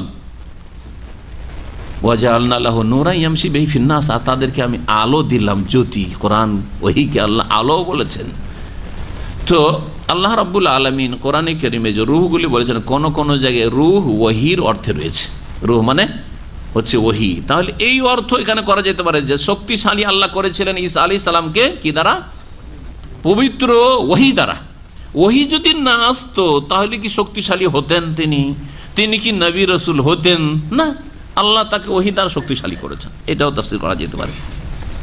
তুকাল্লিমুন নাস ফিল মাহদি ওয়া কাহলা, এবং তুমি মানুষের সাথে কথা বলতে, এমনি কথা না, এমনি কথা আমরাও বলি, এটাও আল্লাহর বড় নিয়ামত। একজন বোবা কথা বলতে পারে না, আর আমরা আলহামদুলিল্লাহ কথা বলতে পারছি, তাহলে এটা বড় নিয়ামত। কিন্তু এর চাইতে বড় নিয়ামত এখানে শুধু কথা বলার নিয়ামতের কথা আল্লাহ বলেননি, যে তুমি কথা বলতে মানে ভালো কথা বলতে, দিনের কথা বলতে, দাওয়াতের কথা বলতে, আল্লাহর দিকে আহ্বান করতে, সৎ পথের দিকে আহ্বান করতে। আর এটা শুধু তোমার বড় হওয়ার পরে, নবী হওয়ার পরে নয়, তোমার বাল্য জীবনে যখন মায়ের কোলে ছিলে তখন থেকে তোমার মুখ ফুটে চলার বলেছিলে। এই অনুগ্রহ, এই নিয়ামত কাউকে দিনি, আল্লাহ বলছেন।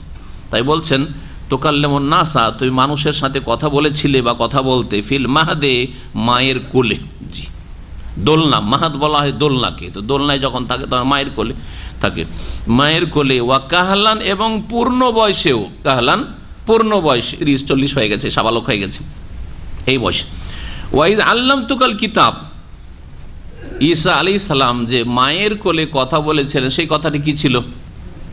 সূরা মারিয়ামে রয়েছে। কালা, তিনি বলেন ইন্নী আব্দুল্লাহ, আমি আল্লাহর দাস, আল্লাহর গোলাম। বলেনি আনা ইবনুল্লাহ, আমি আল্লাহর পুত্র। খ্রিস্টানরা মৃত্যু কিনা বলেন ইন্নী আব্দুল্লাহ, একবারে মায়ের কোলে, মাত্র কয়েকদিনের শিশু বলছে ইন্নী আব্দুল্লাহ, আমি আল্লাহর বান্দা, আল্লাহর স্লেভ। জি, আতানিয়াল কিতাব, আমাকে আল্লাহ কিতাব দেবেন, ইনজিল দেবেন। ওয়াজআলানি নবী, আমাকে আল্লাহ নবী করেছেন, আমি নবী হব, রাসূল হব। ওয়াজআলানি মুবারাকান, আল্লাহ আমাকে মোবারক করেছে, আমি যারুর সন্তান নই। যারুর সন্তান মোবারক কি করে হবে? যদিও যারুর সন্তানের দোষ না, তার বাপ মায়ের দোষ, অসৎদের দোষ, তাই না? ব্যক্তি হিসাবে যারুর সন্তানের কোনো দোষ নেই, তারপরেও আল্লাহ পাক নবী রাসূল করেছেন, মোবারক করেছেন। মোবারক যাকে করেছেন তাকে আল্লাহ পাক এরকম করবেন না যে যারুর সন্তান হবে। তোমাদের ধারণা ভুল। ওয়াজআলানি মুবারাক আইনামা কুন্ত ওয়া আওসানি বিস সালাতি ওয়াজ যাকাত, আমাকে আল্লাহ সালাত নামাজের ওসিয়ত করেছেন, যাকাতের নির্দেশ দিয়েছেন, মা দুমতু হাইয়া, যতদিন আমি বেঁচে থাকি। এই কথাগুলি তিনি মায়ের কোলে বলেছিলেন। বড় হয়েও দাওয়াত দিয়েছেন। ওয়াইজ আল্লামতুকাল কিতাব আল হিকমা, আর যখন তোমাকে স্মরণ করো শিখিয়েছিলাম কিতাবের জ্ঞান দিয়েছিলাম এবং প্রজ্ঞা দান করেছিলাম। প্রজ্ঞা হচ্ছে দিনের তত্ত্ব জানা এবং দিনের দাওয়াতের পদ্ধতি জানা। কোরআনের ভাষায় সাধারণত কিতাবের সাথে হিকমত যখন এসছে তখন কোরআনে কারিমের সাথে অতিরিক্ত যে বিধানগুলি হাদিসে রয়েছে, এই জন্য হিকমত মানে সেখানে হাদিস না হয়েছে। জি, আল্লাহ পাক কিতাব নাজেল করেছেন আর হিকমত নাজেল করেছেন, মানে আল কিতাব কোরআনে কারীম আর হিকমত হচ্ছে রাসূলুল্লাহ সাল্লাল্লাহু আলাইহি ওয়াসাল্লামের হাদিস। তো ওই রকমই ঈসা আলাইহিস সালামকে যেমন ইনজিলের জ্ঞান দিয়েছিলেন, তার সাথে সাথে আরও দিনের প্রজ্ঞা দান করেছিলেন, দিন সম্পর্কে গভীর জ্ঞান দান করেছিলেন। ওয়া তাওরাত ওয়াল ইনজিল, এবং তাওরাতেরও জ্ঞান দান করেছিলাম, ইনজিলের জ্ঞান দান করেছিলাম, শিখিয়েছিলাম তোমাকে। ওয়াইজ তাখলুকু মিনাত তিন, আরও তোমাকে অনুগ্রহ করেছিলাম যে তুমি তৈরি করতে। তাখলুকু মানে সৃষ্টি করা, আল্লাহর কাজ হচ্ছে সৃষ্টি করা। এখানে খালাকা ইয়াখলুকু মানে সাওয়ারা, তুমি কি করতে? তৈরি করতে। কি তৈরি করতে? মিনাত্তিনে, কাদা দিয়ে, কাদা মাটি দিয়ে, কাহাই আতি তৈরে, পাখির পাখির একটা রূপ চেহারা তৈরি করতে, পাখির মতো একটা তুমি তৈরি করলে কাদা মাটি দিয়ে। তারপরে কি করতে? আমার হুকুমে, আল্লাহর হুকুমে তিনি করতে বেইজনি ফাতানফুখু ফিহি, আর তাফিহা, তারপরে তাতে কি করতে? তুমি ফুঁক দিতে। আল্লাহ পাক রব্বুল আলামিন বলতেন তুমি ফুঁক দাও, আর ফুঁক দিলে কি হয়ে যেত? সত্যি সত্যি সেটা পাখিতে পরিণত ছিল, মাটির পাখি, মূর্তি ছিল, জীবন্ত হয়ে যেত। ফাতাকুনু তায়রাম বেইজনি, অতবার সেটি সত্যিকার পাখিতে পরিণত হইতো বেইজনি, আমার নির্দেশ ক্রমে। ঈসা আলাইহিস সালামের ক্ষেত্রে তো আল্লাহর ইজিন লাগে, লাগে না? লাগে না? কি লাগে? আল্লাহর অনুমতিতে হয়, কিন্তু পীরদের ক্ষেত্রে বলছে কম বেইজনি। পীর নিজেই বলছে আমার হুকুমে ওঠো, আল্লাহর হুকুমের দরকার নেই। কোথায় আছে জানেন কি? আপনার সাধারণ মানুষ জানেন না, বেচার কি করবেন আপনারা জানেন না, কারণ অতি ভক্তিতে আপনাদেরকে তো ওইসব কিতাব পড়লেও অন্ধ করে রেখেছে। হক্কানি পীরের কিতাবে আছে, ভণ্ড পীরের কিতাবে না। কার কিতাব আছে? হক্কানি পীরের কিতাব আছে। নাম জানেন কিতাবের? ভেদে মারেফাত ইয়াদে খোতা। আমার যে 6টা বক্তব্য আছে ওতে পাতা নম্বর দেওয়া আছে, আর আপনারা দেখেন প্রথম দিকে পাবেন হয়তো ওই কিতাব। 15 নম্বর পৃষ্ঠা ভাইয়ের মুখস্থ রেখেছে, আর যে বক্তা বলেছে তার মুখস্থ নেই। জি হ্যাঁ। তো কথা হচ্ছে যে সাবধান সাবধান, পীর ভণ্ড আর হক্কানির কোনো কিছু নেই। আসলে পীর তন্ত্রই সব ভণ্ডামি, পীর তন্ত্রই মানে গুমরাহি, পীর তন্ত্র মানে দলালা, হয় সুন্নত না হয় বিদাত। পীর তন্ত্র সুন্নত নয় তখন বিদাত, তৌহিদ নয় তখন শিরক। হয় শিরকি আকীদা রয়েছে, আর না হয় বিদাতি জিকির আজকার আর ওজিফা রয়েছে। জি, 126টি তরিকা, সব ইসলামের তরিকা বাদ দিয়ে বাকি তরিকাগুলো সব বিদাতি তরিকা। আর তাতে সে সব জিকির আজকার, এই যে শিরকি, কত বড় কথা। যদি পীর বলে একটা ছেলে মারা গেছে, নাতি মারা গেছে, বুড়া খাবে কোত্থেকে? নাতি একটা ছিল, সেই খাওয়াই তো বুড়াই মরবে এখন, কারণ নাতি মরে গেছে। তো এখন পীরের সুদৃষ্টি পড়েছে, পীরের এত রাগ হয়েছে যে আল্লাহ এই কাজ করলো, আর এই মালাকুল মত এই কাজ করলো, চরম অন্যায় কাজ করে দিয়েছে না, আউযুবিল্লাহ। তারপরেও হক্কানি পীর বলছে যে একবারে জালালে এসে একবারে বললো কম বেইজনি, আমার হুকুমে দাঁড়াও, আল্লাহর হুকুম নিতে হবে না, আল্লাহর হুকুমে মরেছ, আমার হুকুমে কম বেইজনি, দাঁড়াও, জীবিত হও। জিন্দা হয়ে গেল নাতি, জিন্দা হয়ে দীর্ঘদিন বাঁচলো, আর দাদার বা নানার খেদমত করলো, খুব খেদমত করলো। জি হ্যাঁ, আস্তাগফিরুল্লাহ। ঈসা আলাইহিস সালাম রাসূলুল্লাহ, রুহুল্লাহ, কালিমাতুল্লাহ, তিনি যে মুজিজা দেখাইতেন, সেই মুজিজা আল্লাহর হুকুমে বেইজনি, আল্লাহর হুকুমে হইতো, আর এখানে পীরের হুকুমে হয়, তারপরে হক্কানি হয়ে যায়। বুঝুন একটু, আল্লাহ যেন বুঝার তৌফিক দান করেন। আল্লাহ পাক তারপরে বলছে অতুবরিউল আকমাহা ওয়াল আবরাস। আকমাহ বলা হয় জন্মান্ধকে, মায়ের পেট থেকে যে হয়ে পয়দা হয়েছে। আবরাস বলা হয় শ্বেতরোগ বা কুষ্ঠ রোগীকে, সাদা সাদা হয়ে যাওয়া অথবা কুষ্ঠরোগ। জি, এগুলোকে আবরাস, বারাস, এই সেই রোগকে বলা হয়, ওই ব্যক্তিকে আবরাস বলা হয়। আর তুমি নিরাময় করতে, আবরা ইউবরে মানে নিরাময় করা, তুমি ভালো করতে। আল আকমা জন্মান্ধকে, ওয়াল আবরাস আর কুষ্ঠরোগীকে, বেইজনি, কার হুকুমে? আল্লাহর হুকুমে। আল্লাহ বলছেন আমার হুকুমে, তোমার নিজের হুকুমে না। জি, ওয়াইজ তুখরিজুল মাউতা, আর যখন মৃত্যুকে তুমি জীবিত করতে, মৃত্যুকে জীবিত করতে, সেটা কার হুকুমে? বেইজনি, আমার হুকুমে, আমার হুকুমে, আল্লাহর নির্দেশ অনুমতি হইলে তোমার হুকুমে না।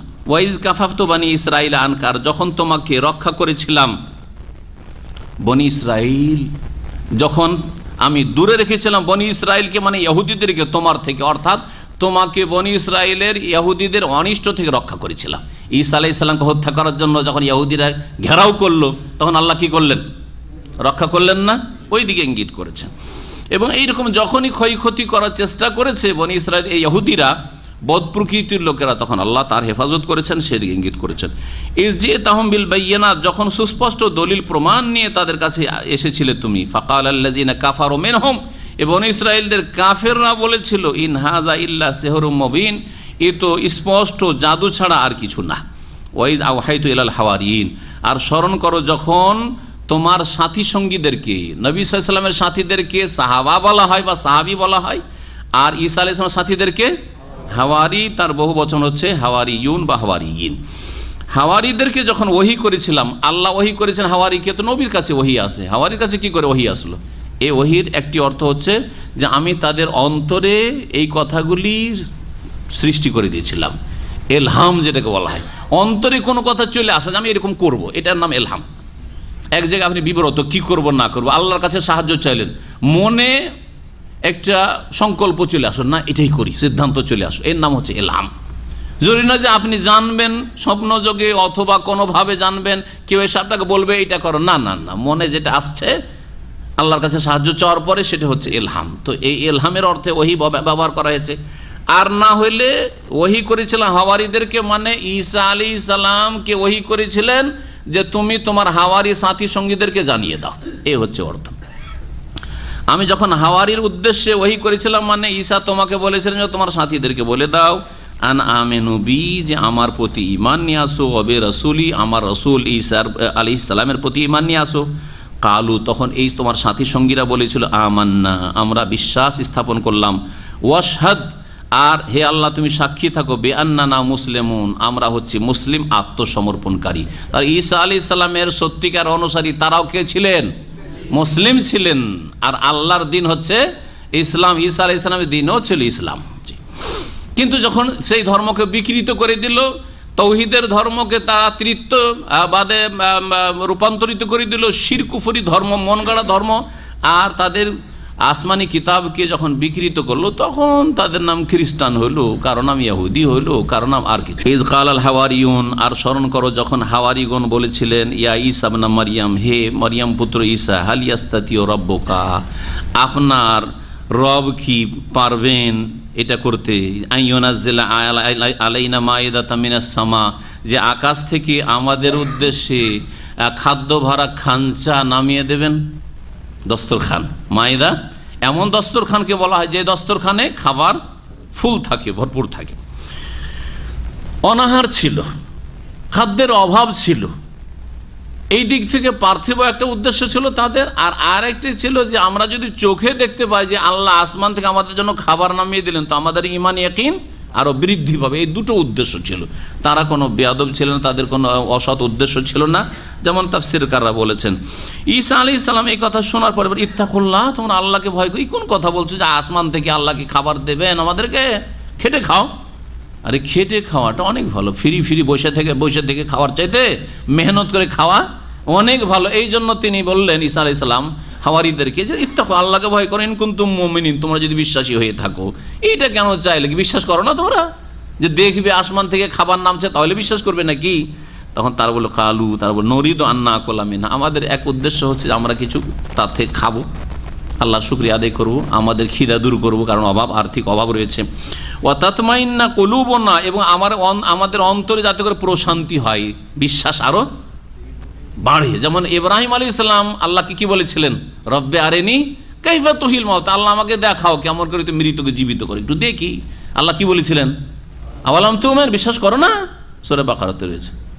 হ্যাঁ, কালা ভালা, অবশ্যই বিশ্বাস করি, ওয়ালাকিন লিয়াতমাইন্না কালবি, মনের অধিক শান্তির জন্য চোখে দেখে নিলাম ভালো করে, আরও ঈমান ইয়াকিন বৃদ্ধি পেল। এই ছিল এদের উদ্দেশ্য। ওয়া নালামা, আর আমরা জানতে পারবো যে আনকাদ সাদাক্তানা, আপনি যা বলছেন সত্যি বলছেন। আল্লাহর কাছে চাইলেন, দস্তরখান পেয়ে গেলাম।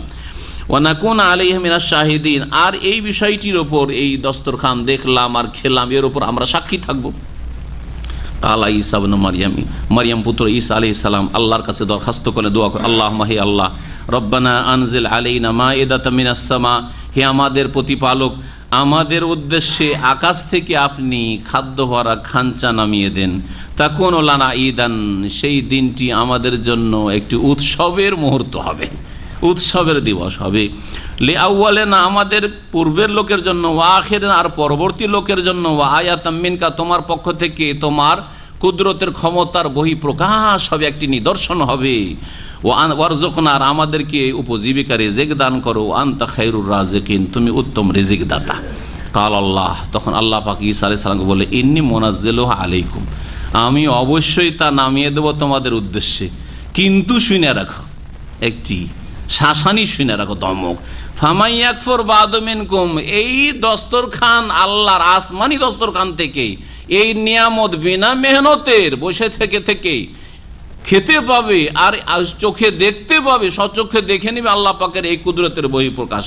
এটা দেখার পরে আর খাওয়ার পরেও যদি তোমাদের মধ্যে কেউ যদি অকৃতজ্ঞ হয়, কুফরি করে, সবচেয়ে বড় অকৃতজ্ঞতা হচ্ছে কুফরি করা, আর নিয়ামতের মর্যাদা না দেওয়া, নিয়ামতের অপব্যবহার করা, আল্লাহর নিয়ামতে অপচয় করা, নিয়ামতকে পাপের কাজে লাগা, আল্লাহর রুজি আল্লাহর দেওয়া আহার খেয়ে পাপ করা, আল্লাহ পাকের আদেশ নিষেধ অমান্য করা, সেগুলি হচ্ছে অকৃতজ্ঞতা। সুতরাং রুজি খাচ্ছেন আল্লাহর নিয়ামত গ্রহণ করছেন, বায়ু আর শ্বাস প্রশ্বাস আর সুস্থতা সব কিছু আল্লাহ পাকের নিয়ামত, সব নিয়ামত আল্লাহর খেয়ে 5 ওয়াক্ত নামাজ পড়ে দিচ্ছেন না, এটা হচ্ছে সবচেয়ে বড় নাশুকরি।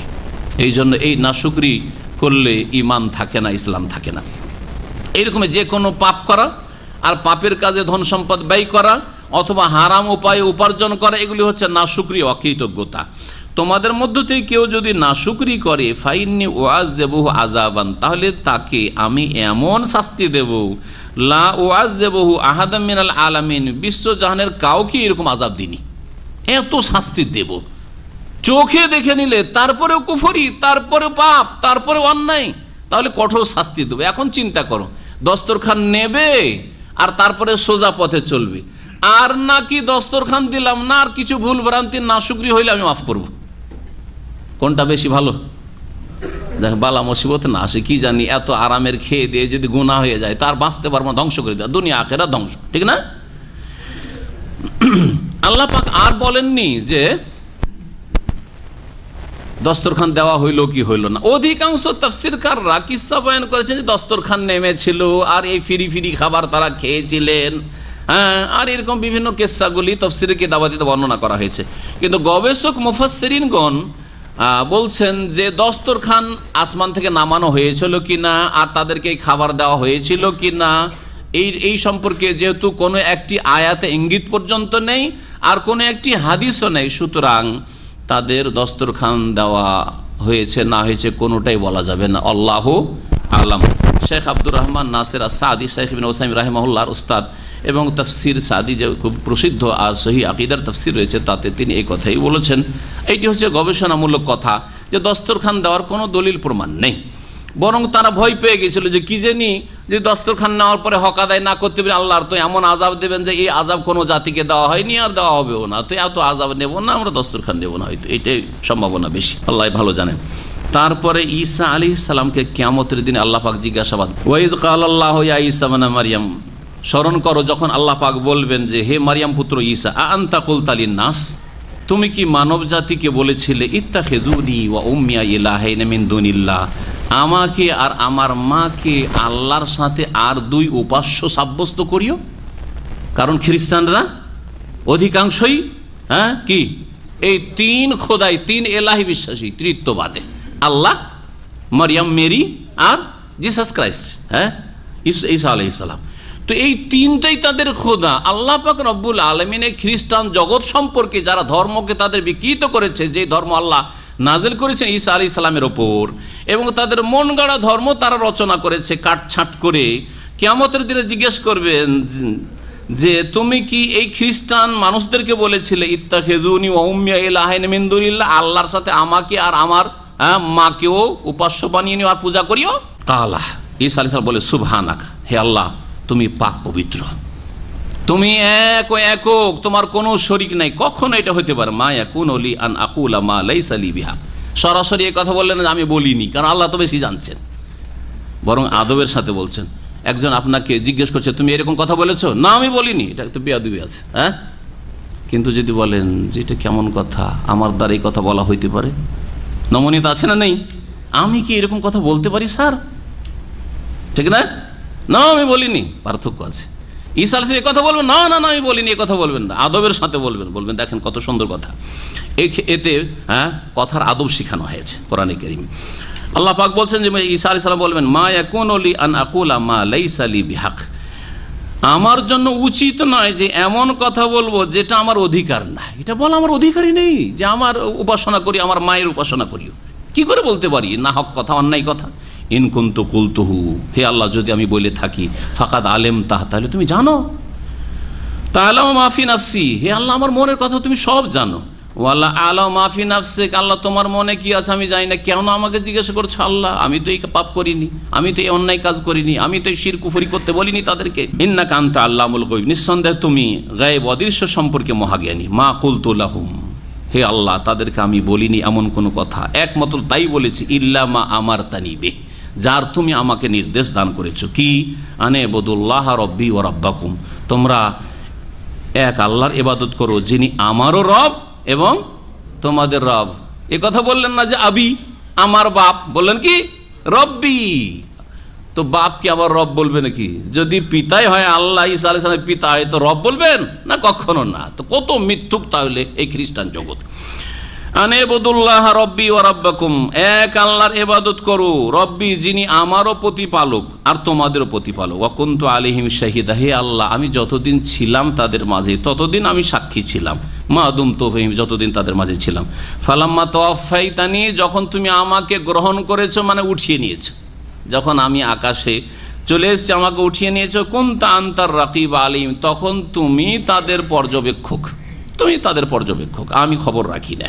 ওয়ান তাআলা কুল্লি শাইইন শাহিদ, এবং তুমি সব কিছুর ওপর সাক্ষী। ইনতু আযিবহুম, তারপরেও আল্লাহর কাছে দরখাস্ত করবেন ঈসা আলাইহিস সালাম যে হে আল্লাহ তাদেরকে যদি শাস্তি দাও এই অপরাধের জন্য, এই শিরকের জন্য, কুফরির জন্য, তাওহীদ নষ্ট করার জন্য, ফাইন্নাহুম ইবাদুক, তাহলে তারা তোমারই দাস, তোমারই গোলাম, তোমার বান্দাকে তুমি শাস্তি দেবে। ওয়াইন তাগফির লাহুম, আল্লাহ তুমি যদি তাদেরকে ক্ষমা করে দাও, আর তোমার যদি নির্দেশে ক্ষমা হয় যে ক্ষমাযোগ্য তারা, ফাইন্নাকা আনতাল আজিজুল হাকিম, তো নিঃসন্দেহে তুমি সর্বজয়ী। হ্যাঁ, তোমাকে কেউ শোকজ তোমার কাছ থেকে চাইতে পারে না যে কেন মাফ করলে, এই কথা বলার কেউ ক্ষমতা রাখেন। আজিজ যিনি সব কিছুর ওপর জয়ী, তিনি যা ইচ্ছা তাই বলতে পারেন, কারণ তার আদেশ নিষেধ।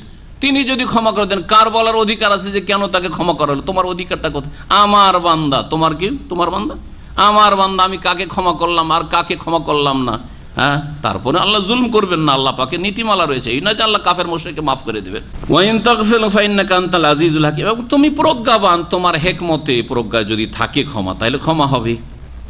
এই ছিল ঈসা আলাইহিস সালামের কথোপকথন আল্লাহ রাব্বুল আলামিনের সাথে হাসরের মাঠে। কাল আল্লাহ, তখন আল্লাহ বলবেন, হাযা ইয়াউম, এই কিয়ামতের দিন, এই হচ্ছে এমন দিন, ইয়ানফাউস সাদিকিনা সিদকাহুম, সত্যবাদীদের সত্যতা আজকে কাজে আসবে।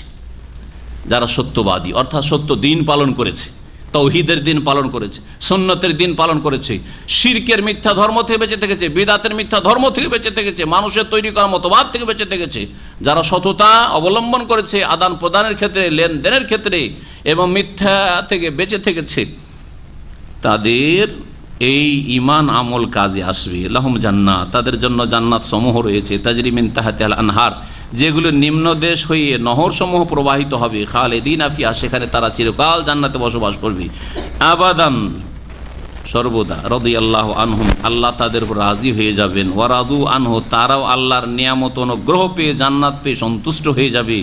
যালিকাল ফৌজুল আজিম, এই হচ্ছে মহা সাফল্য, এই হচ্ছে মহা সাফল্য। মহা সাফল্য এই নয় যে আমার একটাও ছেলে বেকার নেই, আমার ছেলেরা সকলে শিক্ষিত হয়েছে, কে প্রফেসর, কে ডাক্তার, কে ইঞ্জিনিয়ার, কে বিদেশে থাকে, কে এই করে, কে এত বড় বড় ব্যবসা করে, এগুলো কোনো সফলতা নাই, কোনো সফলতা নাই, তুচ্ছ দুনিয়া।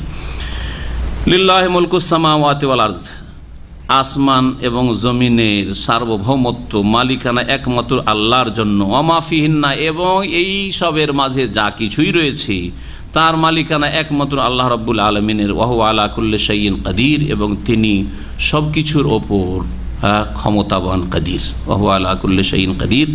এখানে আমাদের তাফসীর শেষ হলো। আল্লাহ পাক রব্বুল আলামিন যেন আমাদের এই তাফসীর কবুল করেন, আল্লাহ আমাদের দিনের খেদমত কবুল করেন। যারা এখানে হাজির হচ্ছেন, তাফসীর শুনছেন, আল্লাহ পাক তাদের নেক আমল কবুল করেন, ভুল ভ্রান্তি মাফ করেন, রুজিতে বরকত দান করেন, জান্নাতের পথে চলা তৌফিক দান করেন। সকলকে আল্লাহ পাক জান্নাতুল ফিরদৌস দান করেন। আল্লাহ পাক জাহান্নাম থেকে আমাদেরকে রক্ষা করেন, কবর আযাব থেকে আমাদেরকে, আমাদের পিতামাতাকে, আমাদের বংশধর মুমিন মুমিনাতকে রক্ষা করেন। আল্লাহ পাক রব্বুল আলামিন যেন মুসলিম উম্মতের হেফাজত করেন, জালেমদেরকে আল্লাহ পাক সর্বনাশ করেন এবং জুলমের অবসান যেন আল্লাহ পাক ঘটান, মুসলিমদেরকে দিনের দিকে ফিরে আসার তৌফিক যেন দান করেন। ওয়া সাল্লাল্লাহু ওয়া সাল্লামা আলা নবিয়িনা মুহাম্মদ ওয়া আলা আলিহি ওয়া সাহবিহি।